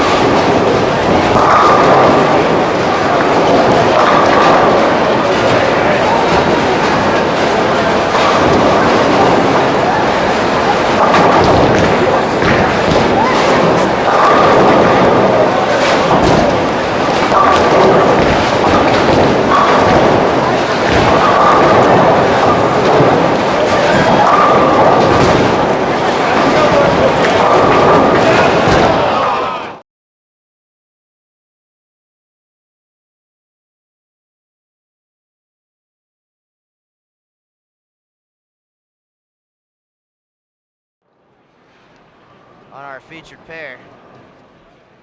Got some fancy equipment here. Almost made it.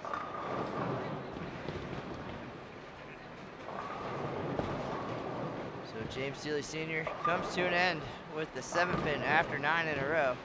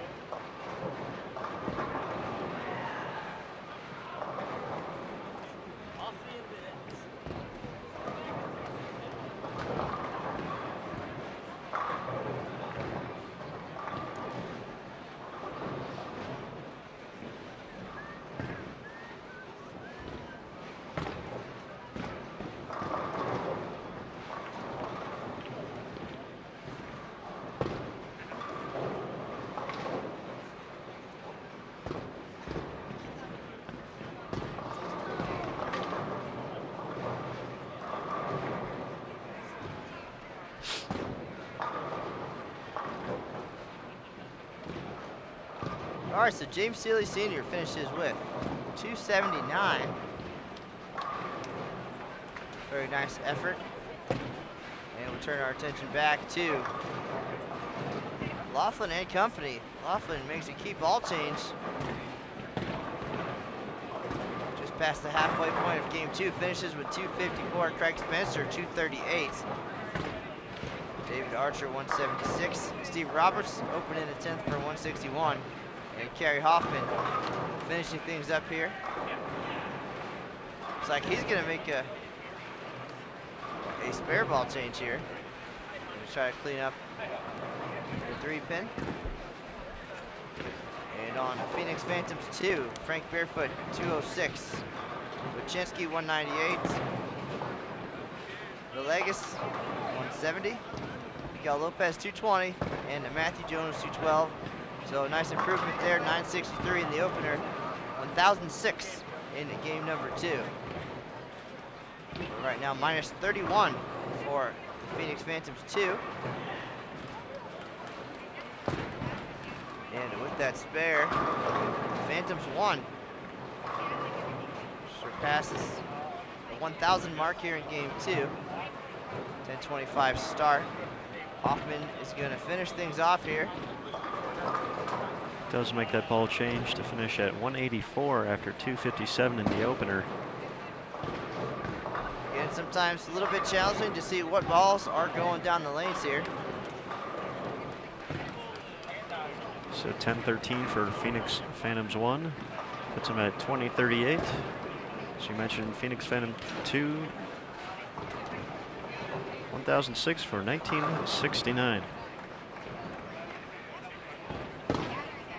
Pretty close to when you were born. Nice. The perks of being the sidekick.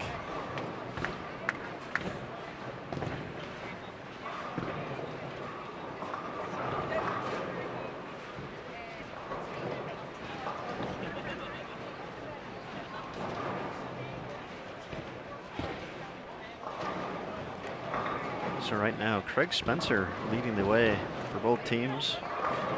With 4:58 at the turn.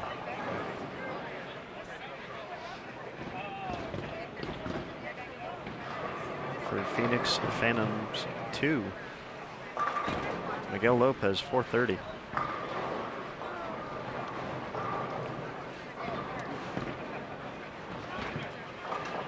So we'll see what these guys have in store for the finale here. Still a lot of pins available. Of course, a nice finish here would be a great confidence boost. Stepping into tomorrow for doubles and singles. Obviously a different pattern, 43 foot out here for team, 40 foot for doubles and singles. So it's basically a brand new tournament tomorrow. So whatever struggles you might have had on one pattern may just be the silver lining for a big day on the other. Well, and if you feel a little bit shaky on either pattern, of course, 2 great opportunities to get ready. We do have the track showcase lanes available for team practice sessions on the 43-foot team pattern. And if you'd like to get a look at the doubles and singles pattern, you can compete in the Storm Bowlers Journal Championships over on lanes 69 through 78. Mark London took advantage of that, said he shot around 580, 590. And then, of course, you all saw what he did live on Bowl TV. Had a great day and managed to get to 2109 with the help of a 299 game. So perhaps everything he learned over on the tournament lanes at the BJ helped him out. A great opportunity to even just get loose, as we saw John Gaines and his guys do last year right before their team event. And if you're curious about the squad times and the oil times, you can go to bowl.com, visit the Open Championships page, and click on the side events or side tournaments link on the right side of your screen, and it'll get you all the details, contact information, you name it. Not just for the Bowlers Journal, but also the 40-frame game. The VIP program, something very popular this year, and that includes a free entry into the Bowlers Journal Championships. Well, hopefully, as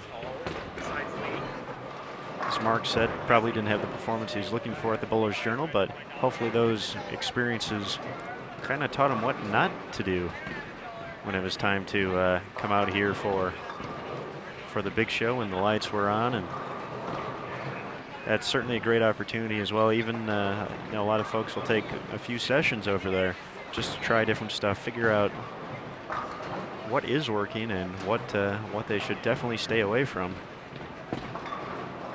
So certainly a great opportunity to learn a little bit. Not a great result there for Steve Roberts, though, leaving the pocket 7-10. Well, Aaron, you mentioned learning what not to do, and just got done reading a blog by the young Matt Gasson, who was here on a recent broadcast as well, with Matthew O'Grady, and 2 very talented teams, 7 first-timers in the group of 10, and Matt was here in April as part of the X-Bowling Intercollegiate Team Championships, and had a chance to stop by and compete in the Bowlers Journal a couple times, and realized that he didn't exactly have the right equipment. Went home, drilled a couple balls, and came back with some new ideas, and that really helped him succeed both at the BJ and on the tournament lanes here.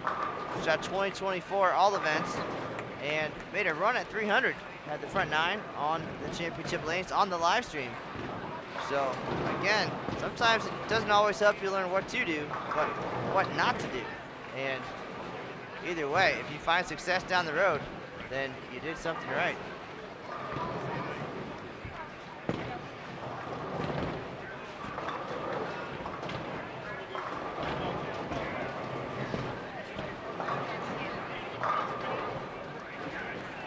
We had a run at perfection here in game number 2. James Seeley, 1 pair to our left. We tried to catch some of the excitement on camera. Had a mix-up there. A button malfunction. A button malfunction here in the booth, but unfortunately Mr. Seeley left the 7-pin on his 10th shots. Finished with 279, and plenty of other opportunities here. Game 3 just underway across the house. And so far, Phoenix Phantoms 2, 5 for 5 in the opening frame in game 3. So well on their way to 1,300.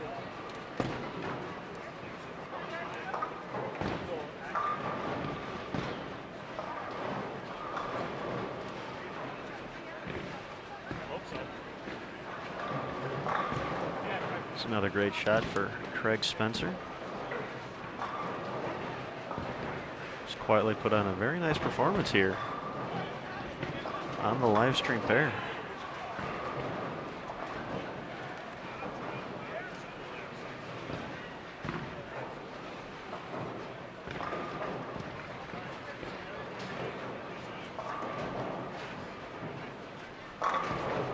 Great shot there by Barefoot. for the double. Again, he had a perfect game here in 2010 in singles. Section double. And I believe back-to-back 206s here to start. That's correct. In 2014. Frank missed the opportunity to be announced tonight as a celebrity. I believe a late addition to their roster. Something that all of our 300 shooters look forward to is being part of the announcements every year here until the end of time.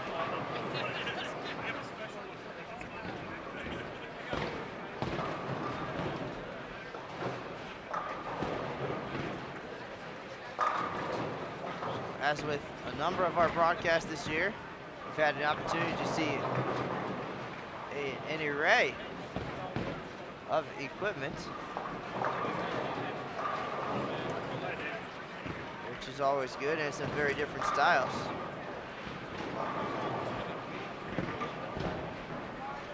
That was a Storm Marvelous, or Marvelous, depending on how you pronounce that, from David Archer for the strike on lane 17.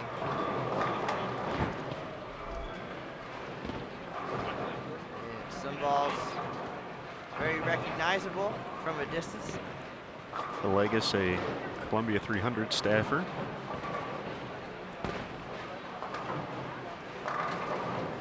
It's going to be a takedown or a smackdown.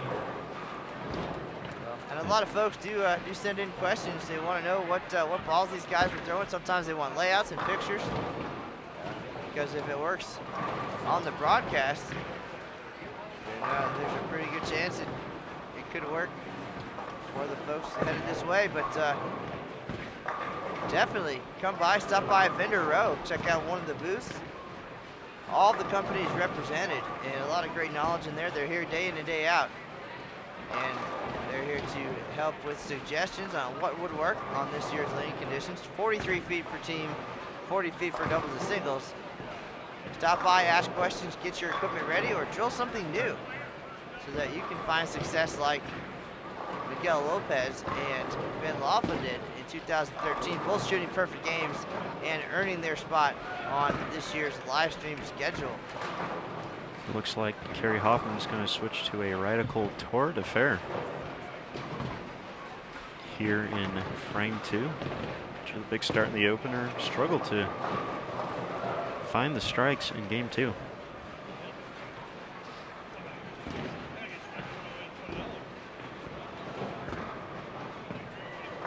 So we'll see how this works out.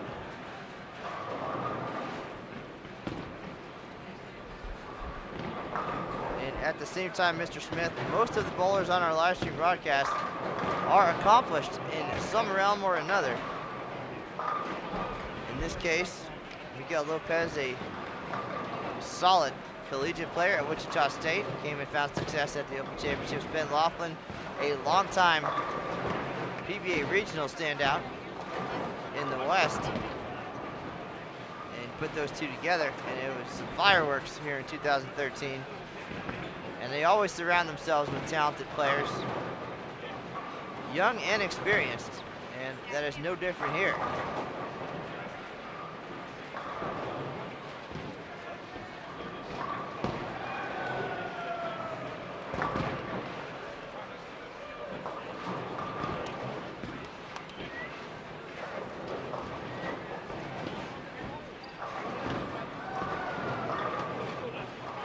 Laughlin and his MX-10 from track. That ball is looking good, good length. And he's been through the arsenal here as the lanes have transitioned. Of course, the invisible defender, Kegel Ice Oil, introduced in 2013 here at the Open Championships, designed.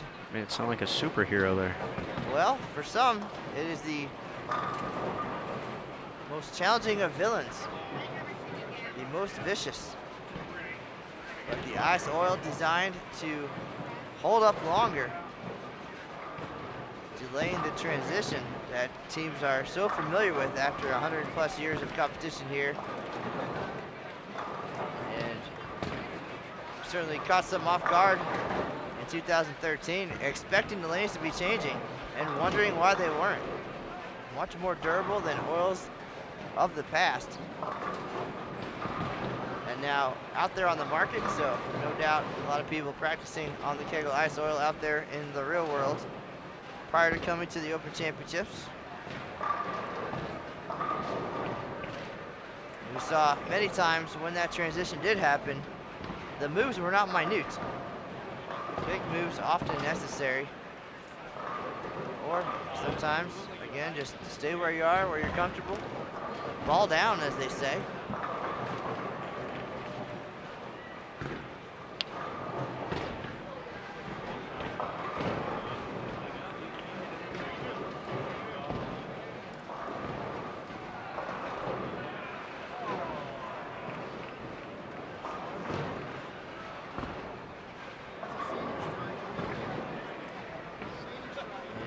Success sells balls. This is probably as close to actual TV coverage as we'll ever come to here at the Open Championships. The unique format.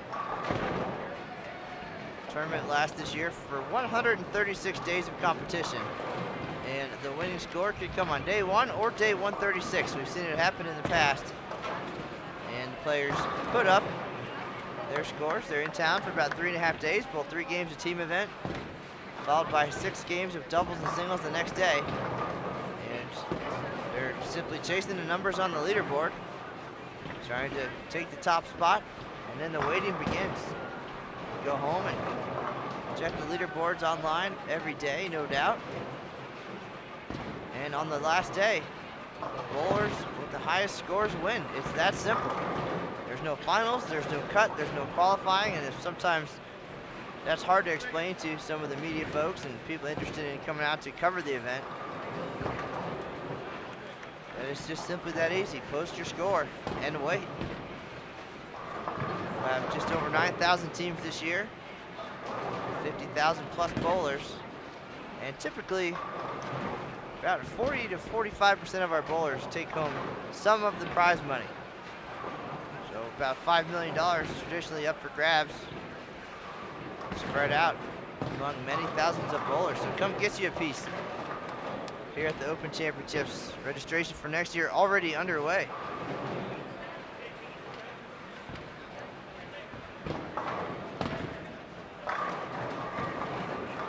Great shot with a tough result. Stuff 8-pin for Miguel Lopez.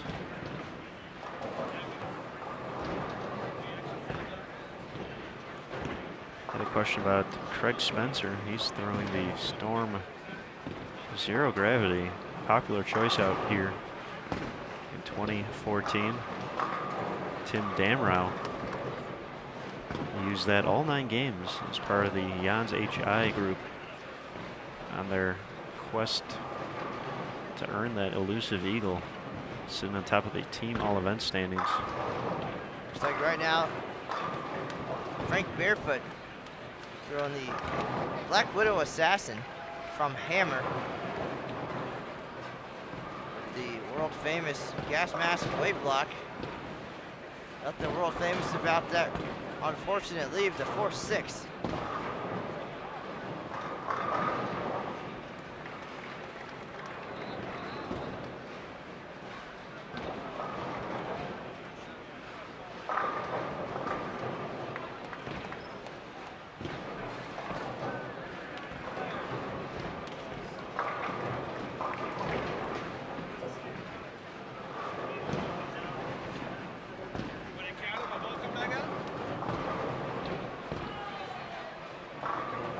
With a question in the chat room about a couple of balls being allowed at the Open Championships, and the rule of thumb has been as long as the ball is USBC approved and available, then it is acceptable here at the Open Championships.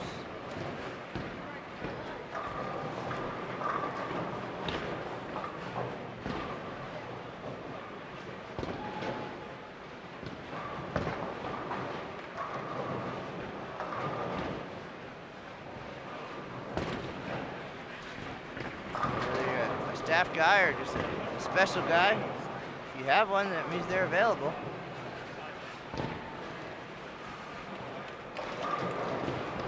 certainly check out for a further explanation the USBC Open Championships rules. You can find that on the tournament website, bowl.com, Open Championships page. Click on the information tab.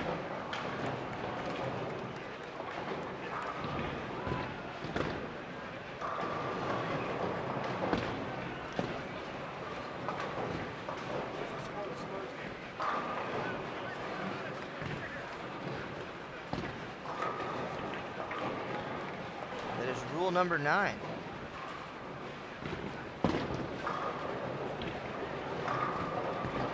USBC approved bowling balls will be allowed. Must have the manufacturer's name, product name, and serial number clearly visible at all times for identification purposes. Balls and drillings must meet USBC specifications. All balls may be checked for compliance with USBC equipment specifications. And of course, you can bring up to 8 balls, but you only need 1.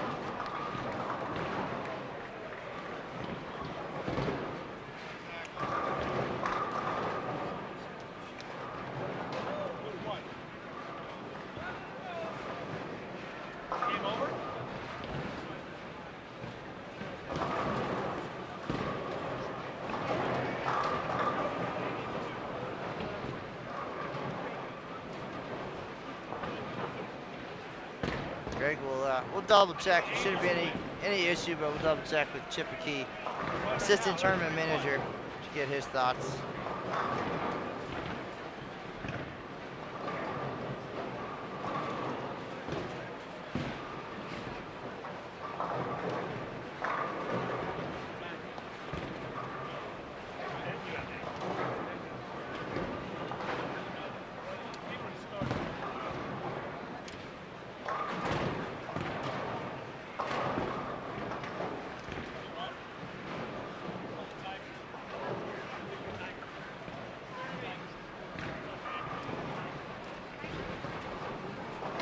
All right, thanks again everyone for tuning in tonight. Taking some time out of your Saturday evening to join us here live on Bowl TV. We have Phoenix Phantoms 1 and 2 on the lanes currently. Phoenix Phantoms 1 leading the way, 10:25, 10:13. Phantoms 2 a little bit behind, 963, 10,006. The number, of course, they're looking to get to 3561 on top of the standings. Set by Motion Plus Lanes out of Cudahy, Wisconsin nearly 2 months ago. They've been holding on, checking bowl.com regularly. Checking the online leaderboards to see if their score is still up top. So far, so good. Just a reminder, if you haven't subscribed to our YouTube channel, to please do so and get notifications and all the latest, greatest that's coming not only from here in Reno, but from wherever Lucas Wiseman may be, except for right now, because he's in Reno as well, getting ready to shoe up for his Open Championships experience in upcoming days. But also have plenty of great video features put together by our own Matt Lawson. So be sure to check those out. And of course, you can follow the Sport of Bowling on Facebook at facebook.com/USBC. On Twitter, USBC is at twitter.com/USBC. And of course, Matt and myself at USBC Aaron, our sidekick, as Matt said earlier, and at USBC Matt for our little insights and so forth. So, little insight, certainly key words there. We certainly do our best. If we don't know, we make it up. That's the best part.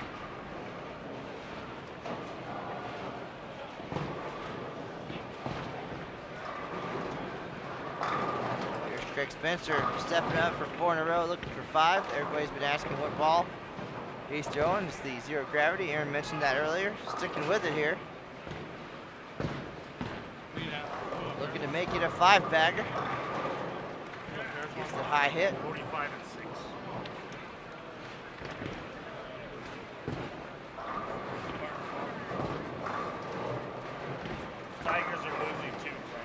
So 5 for 5 for Spencer after games of 220 and 238 to start. So a solid effort already in the books.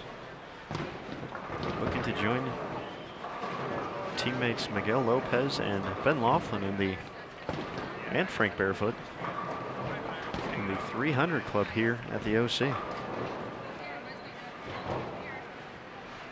Oh, we just recently had the 825th perfect game in Open Championships history. That sounds like a lot, but remember, we've been at this since 1901. This is a 111th edition, and I know Aaron's smirking a little bit. He's about to make an old guy comment. I know it's coming, but I have not been to all 111 Open Championships. And that gentleman, Darren Caesar, his 300 also was the 250th at the National Bowling Stadium. This is our 9th visit to this one-of-a-kind venue that opened its doors in 1995, sorry, 1995. And here we are in 2014 going strong.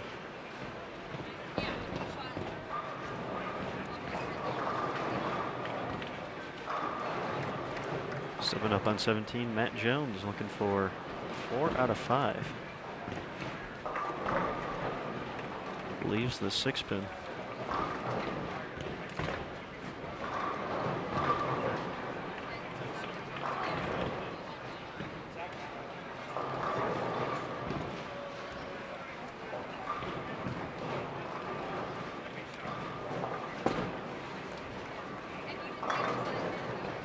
There's a 3-bagger for Steve Roberts. Looking to bounce back after a 161 in game 2.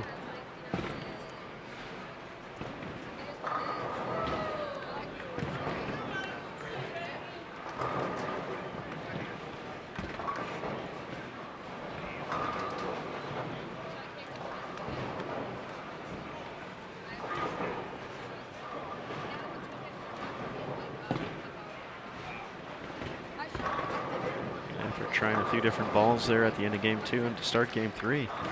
Terry Hoffman is back on the strike wagon. 3 in a row. The strike wagon. It's like how people jump onto the bandwagon. He jumped back onto the strike wagon. I'm thinking more of a chuck wagon right about now. Bet you are. Or a gravy train with biscuit wheels. I'm hungry too, Matt, but we gotta get through this. Well, these guys will pile on the strikes here for us. That's true. All coming together here in game number 3. Looking for a big finish. Led by Craig Spencer so far.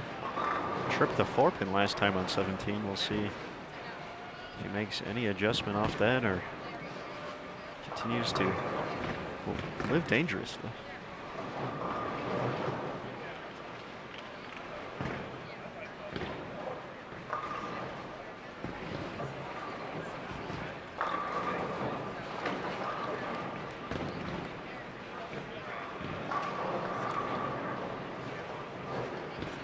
All right, Sarah Jones, thank you, and have a good evening.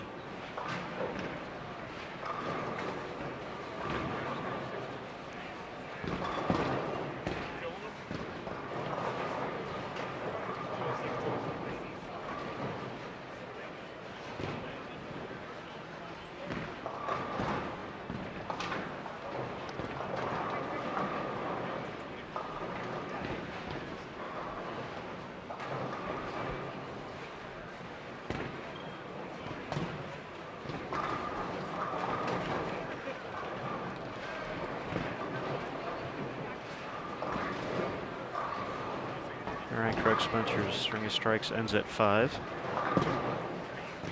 after the 10-pin in the 6th.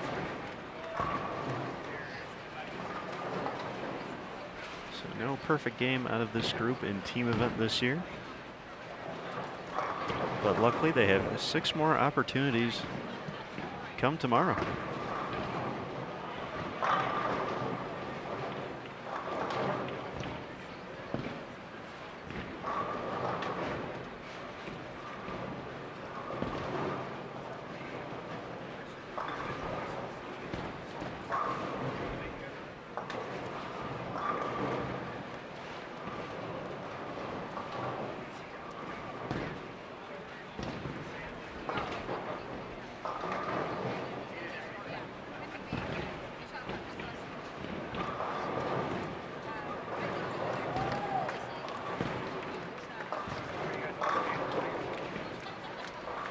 There's a nice shot by Villegas, makes it 5 out of 6 after some struggles in the first 2 games, getting it lined up here in the finale. See if his teammate can make it 3 in a row as well. Miguel Lopez, the Wichita State grad.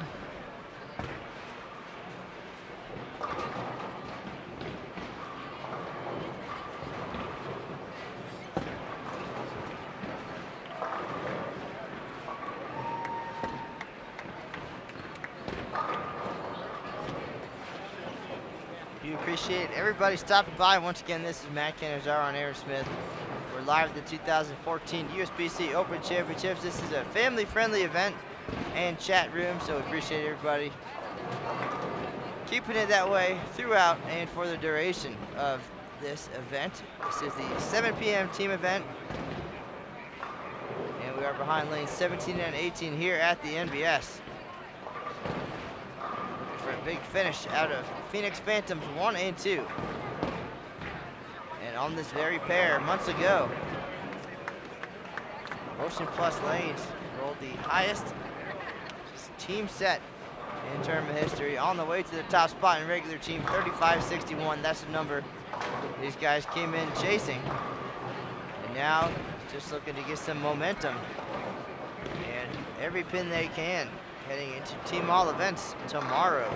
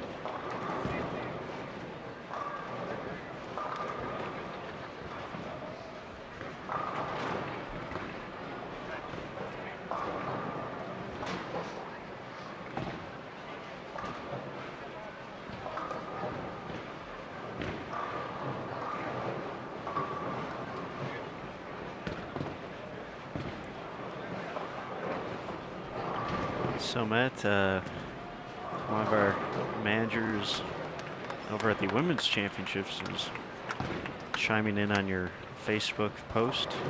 Rita Vest going with the aforementioned Tonto.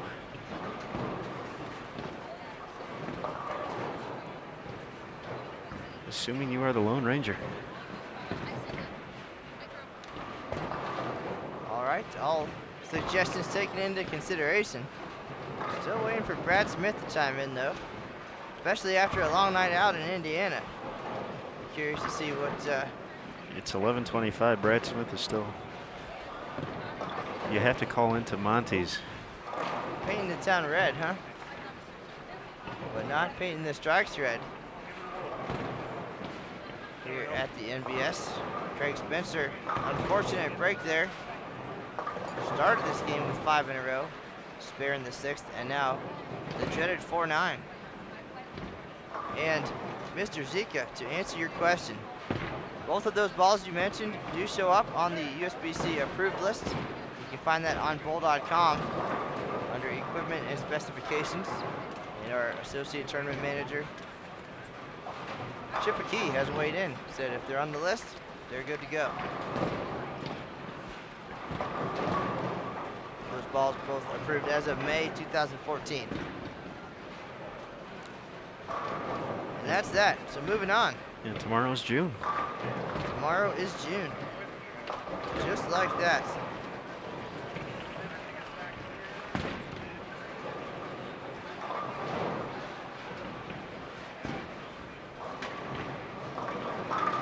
This year's event kicked off February 28th as the first of 9,024 teams came our way.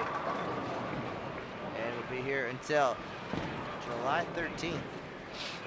Still got 9 live stream broadcasts officially scheduled, including almost an entire week at the USBC Women's Championships. There's David Archer with a nice shot on lane 18 for the strike.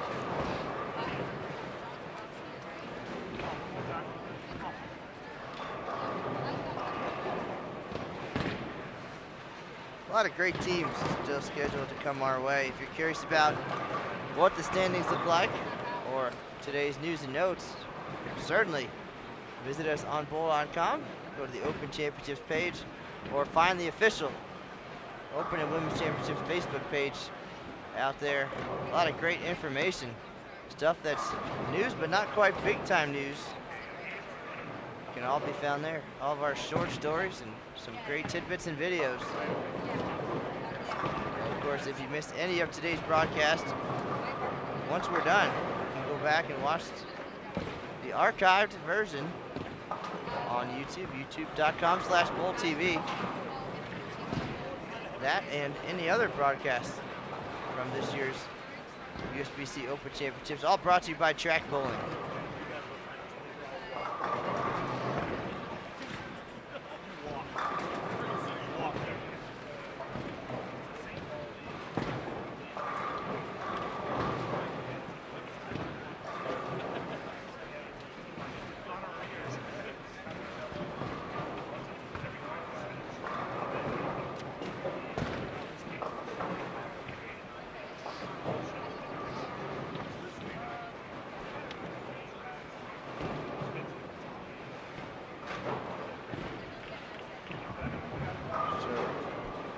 Game number 3 winding down here at the NVS, and we saw quite a few strikes here early in game 3. Things getting a little bit messy as you see Matthew Jones shooting at the Greek Church. So Phoenix Phantoms 2, no strikes in frame number 7.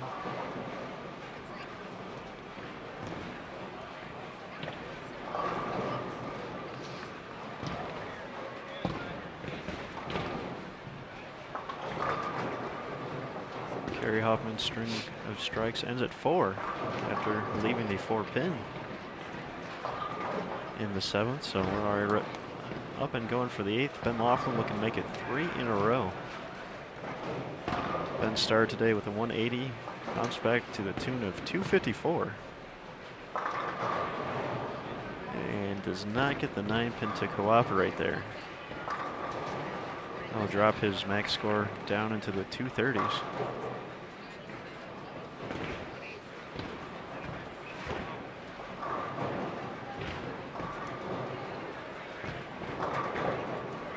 Great shot by Barefoot there. Sends the head pin across both ways, making sure nothing is left standing.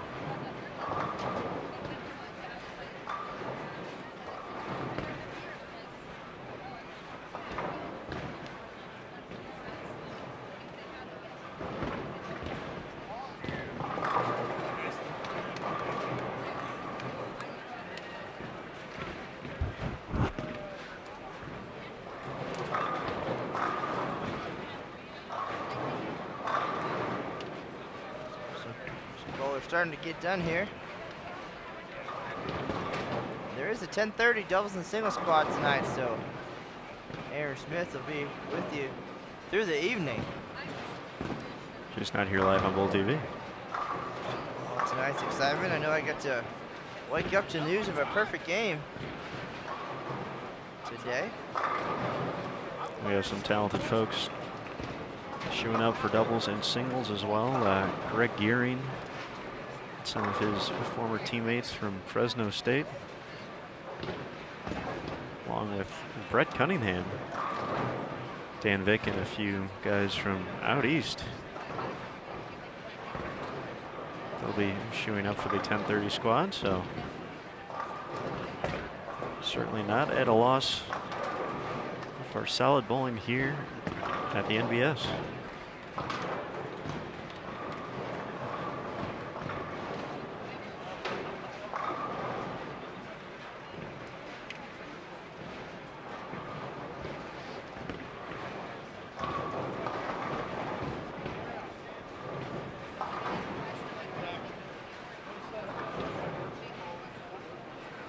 Appreciate everybody sticking with us through these 3 games and still chatting away in the chat room. And if you have any questions for us, send them our way, of course, as always. If you have any questions for Mark London, he again is available to share his secrets to success here at the Open Championships 2109 on the live stream just 2 days ago. If you're curious about his performance, which included a $2.99 game, you can find that on youtube.com/BowlTV. He may have been the third one listed in the credits, but he was the star that day for sure.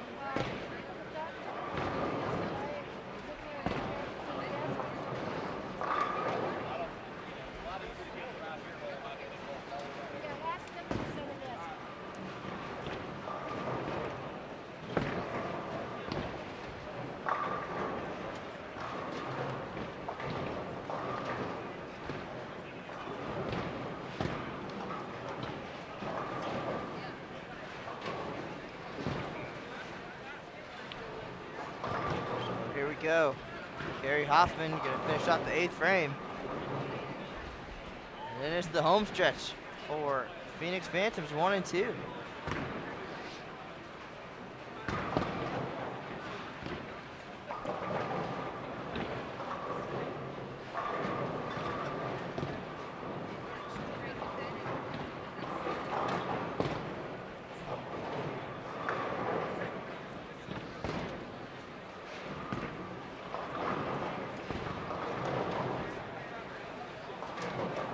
Both Laughlin and Hoffman come in light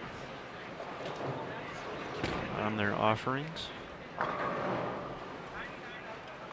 Here we do have a left-hander finding some success here on 29 and 30. Andy Patterson, 259, 202. And now spare 6-bagger in the finale.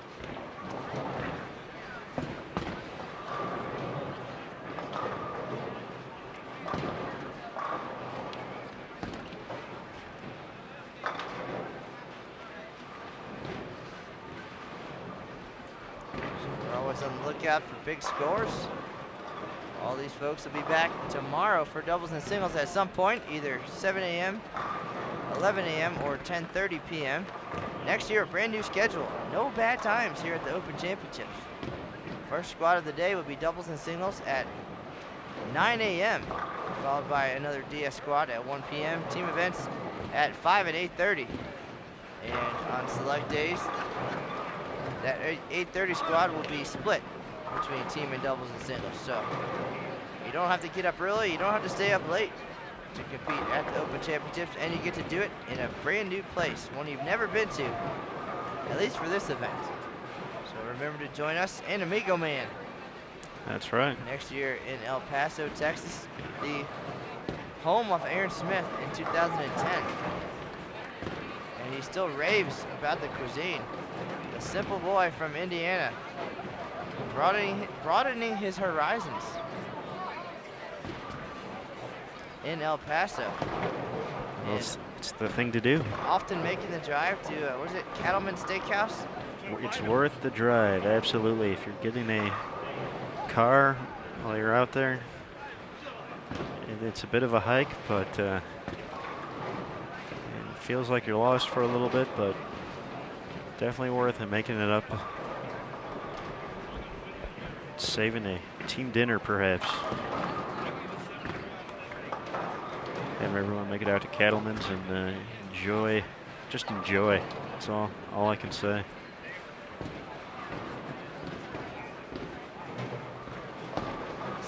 spectacular cuisine, and we'll be there to tell you all about it. Starting March 7th, 2015. We'll be there until July 12th. Make sure to come and see us. And if you haven't made it our way this year, you can come and check us out. National Bowling Stadium until July 13th.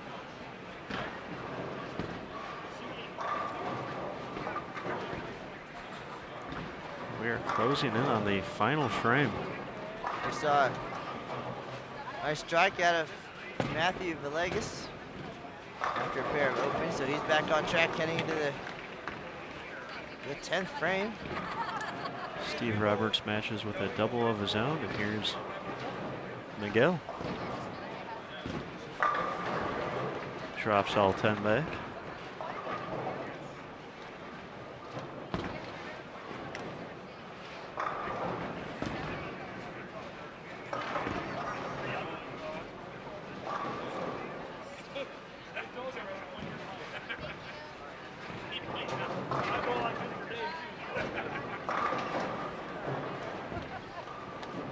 Matthew Jones says nothing hits like a hammer here in the 9th. Sets up a double, can still get to 234.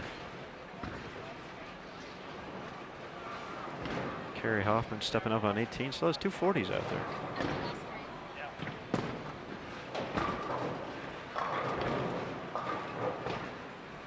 Tough break on the 10 pin.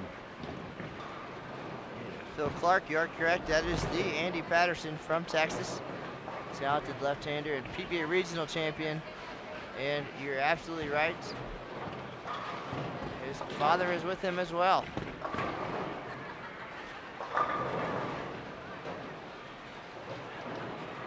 This guy's putting up some good numbers. 2 games well over 1,000. So we'll have an eye on them.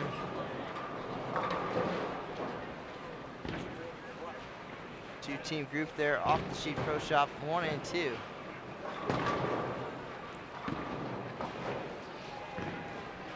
Curious about how they did. Those results will be available on bowl.com later tonight.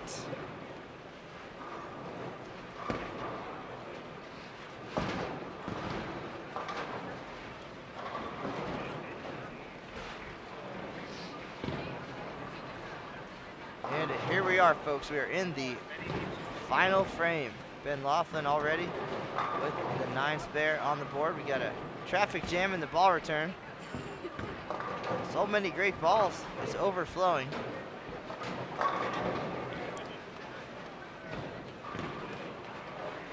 There's a strike for Barefoot. He has ruined his triplicate. I was going to say. 206, 206. He's going to have more. I'm going to guess he's probably okay with that. I would think so as well. Here's Laughlin trying to finish things up. 213.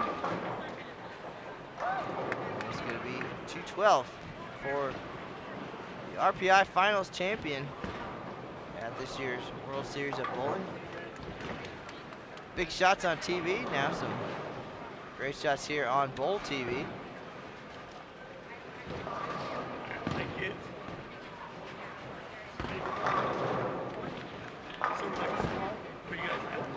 So Laughlin finishes up with 646. It's Aaron Smith, the man with the numbers. Right. And that fancy smartphone that helps you add up all the scores. Significant upgrade, 11. by the way. Bam.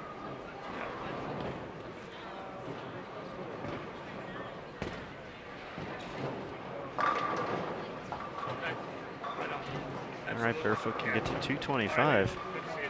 Thanks, brother. Yep. Right on. Yeah. Ends with 223. All right. Right on. Very good. See you later. Gets him to 635.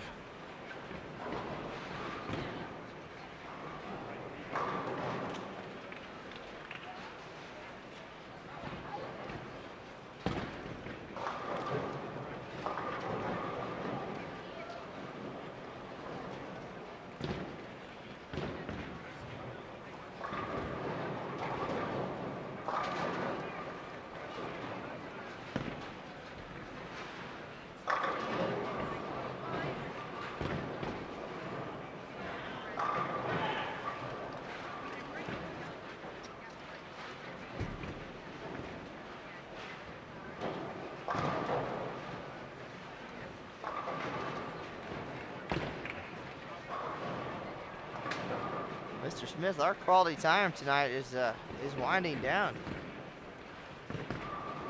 3 solid hours.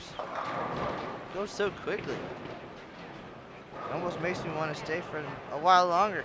By all means, you can finish out the rest of the day. I will go enjoy the finer things that Reno has to offer.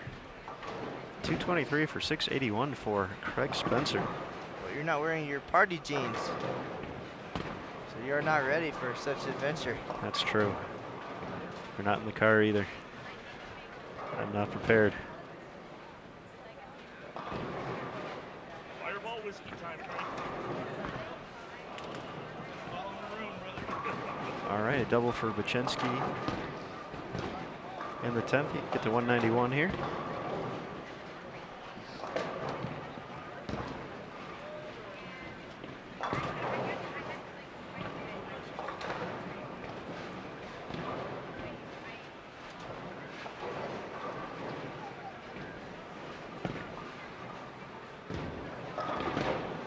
And trips the 4 for 191. Which gives him 578.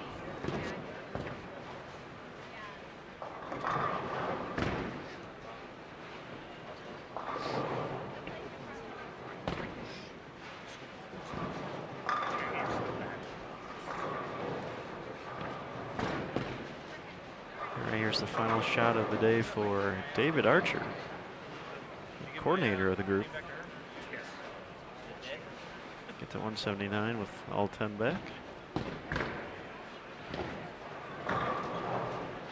Takes care of business. Ben, you said 45 in the morning, right? That way down there? 45. Gets him to 542. Parking lot for you and me, Frank.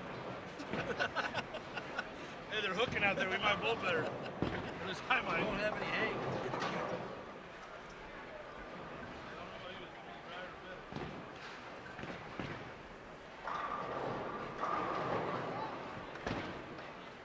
You can thank me for that.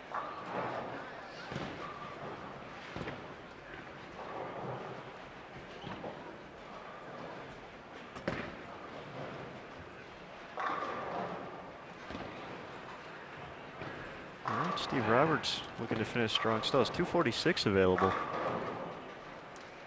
Villegas gets to 199 for 549.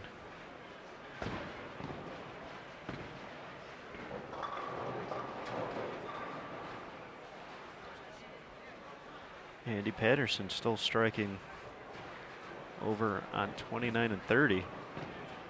They're in the 10th frame. He's a few bowlers away. Still can go 290.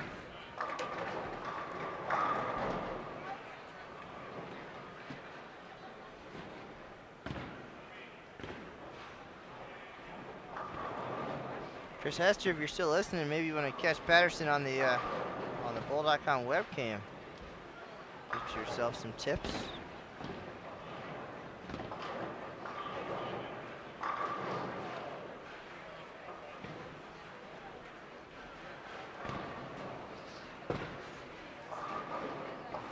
All right, with the spare, Roberts finishes up 235 to give him to 580.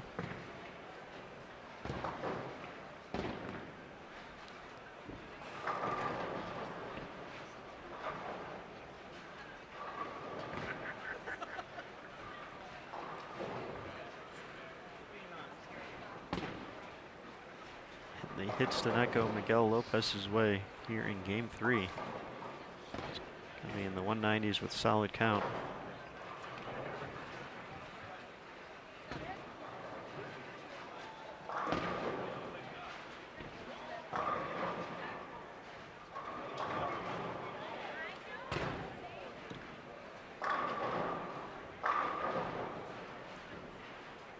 All right, so we're down to our 2 final bowlers, Matthew Jones and Kerry Hoffman, here for Phoenix Phantoms 1 and 2. And then that will do it. Lopez finishes with 622.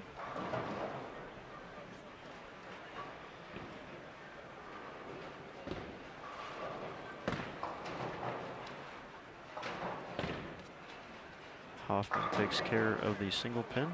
There's 2:23 still left.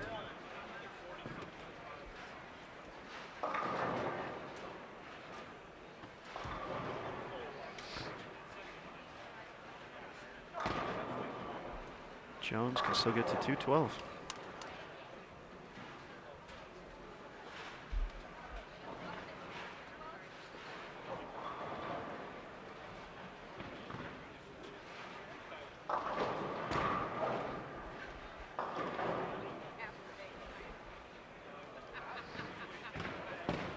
Once again, we'll be back on the air June 10th with Lodge Lanes 2. New USBC Hall of Famer John Gaines, and perhaps you'll see us sooner. You never know. Keep an eye on Facebook and Twitter. Maybe we'll surprise you in the next week or so.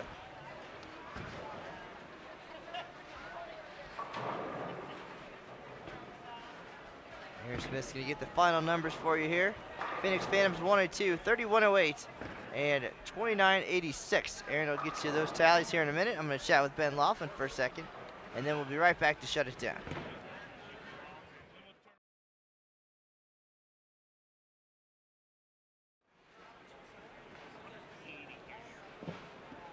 All right, there's a look at the final tally. Now that we're all said and done, just to run down for everybody: Frank Barefoot 635, Kevin Bachensky 578, Matthew Villegas 548, Miguel Lopez 622, Matthew Jones is 602 for that 2986 total. Ben Laughlin is 646, Craig Spencer leading the way for everyone today, 681. David Archer 542, Steve Roberts 580, and Kerry Hoffman 662 for 3108. So Mr. Cannizzaro, have at it, sir. Well, here's Ben Laughlin. Maybe he wants to come on and chat with us for a second. Let's see. Aaron Smith's gonna step off here.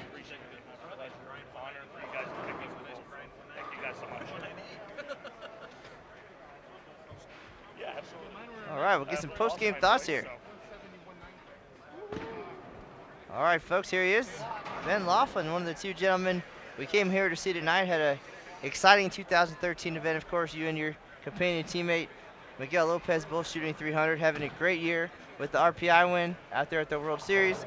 Tell us a little bit about what we saw tonight. What was the strategy coming in, and how did things unfold for you over the 3 games? Well, we've spent some time, at least I have, watching the previous other live streams to try to get an idea of our strategy for today. And from what we saw, apologize for the voice, from what we saw in previous live streams, we didn't think there was a particular strategy to really carve in a spot on the lane. We thought we're all a variety of different styles, and we could all play our own game, and it would blend into something good.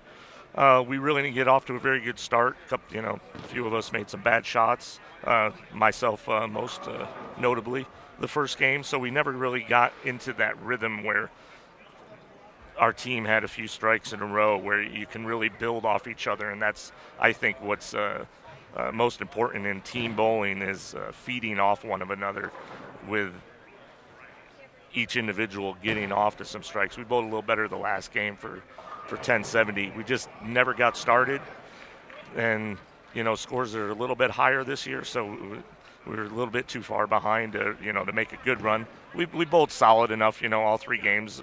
3100 isn't really awful, so we're okay with that. We would have wished we would have got a little bit off to a better start, but hey, it's 3 games. You make your best strategy and you go for it, and sometimes it works out, and unfortunately tonight not as well as we'd like. All right, well, big day tomorrow, new pattern, new strategy. Just real quick, what's the game plan or the thought going into tomorrow for doubles and singles, and what time do you guys bowl so folks can tune in at home? We bowl at 11 a.m. tomorrow. We all bowled the Bowler's Journal, and so we all got an idea of what we're going to plan. We think it's a little more important with the less people on the pairs of lanes to lane strategy is going to really come into play for doubles and singles. We know which 6 of us are on the one pair and the rest of us on the other, so we got a game plan We're going to try to be as straight as possible through the early portion of doubles to try to set it up for all 6 games to be just as good as it possibly can be for us. All right, and there you have it, folks. The game plan for tomorrow. New day, new pattern. Had a good night here. Ben Laughlin, 3108 with Phoenix Phantoms 1 and their companion team, Phoenix Phantoms 2, 2986. Something to build on for tomorrow. Ben, we appreciate it. Great bowling out there, and best of luck tomorrow. Thank you very much. And we, out of all 10 of us, we do appreciate you guys picking us to be on the live stream this year. It is truly an honor. We do thank you. All right, well, thank you, sir. A talented group and very classy individuals there, Ben Laughlin and crew. And that's going to do it from the National Bowling Stadium tonight. Once again, this is Matt Canizaro and Aaron Smith. And we saw a variety of equipment tonight and different styles, different levels and ages of competition here. So you got a pretty good look at a little bit of everything here on lane 17 and 18 at the NBS, the 2014 USBC Open Championships team event, 43-foot pattern. It was a good one. We look forward to the next one on June 10th, if not sooner by surprise. And that is going to do it now. Again, for Matt Canizaro, Aaron Smith, Ben Laughlin, and all the guys, we appreciate you joining us tonight. That's the news for now, and we'll see you on the lanes.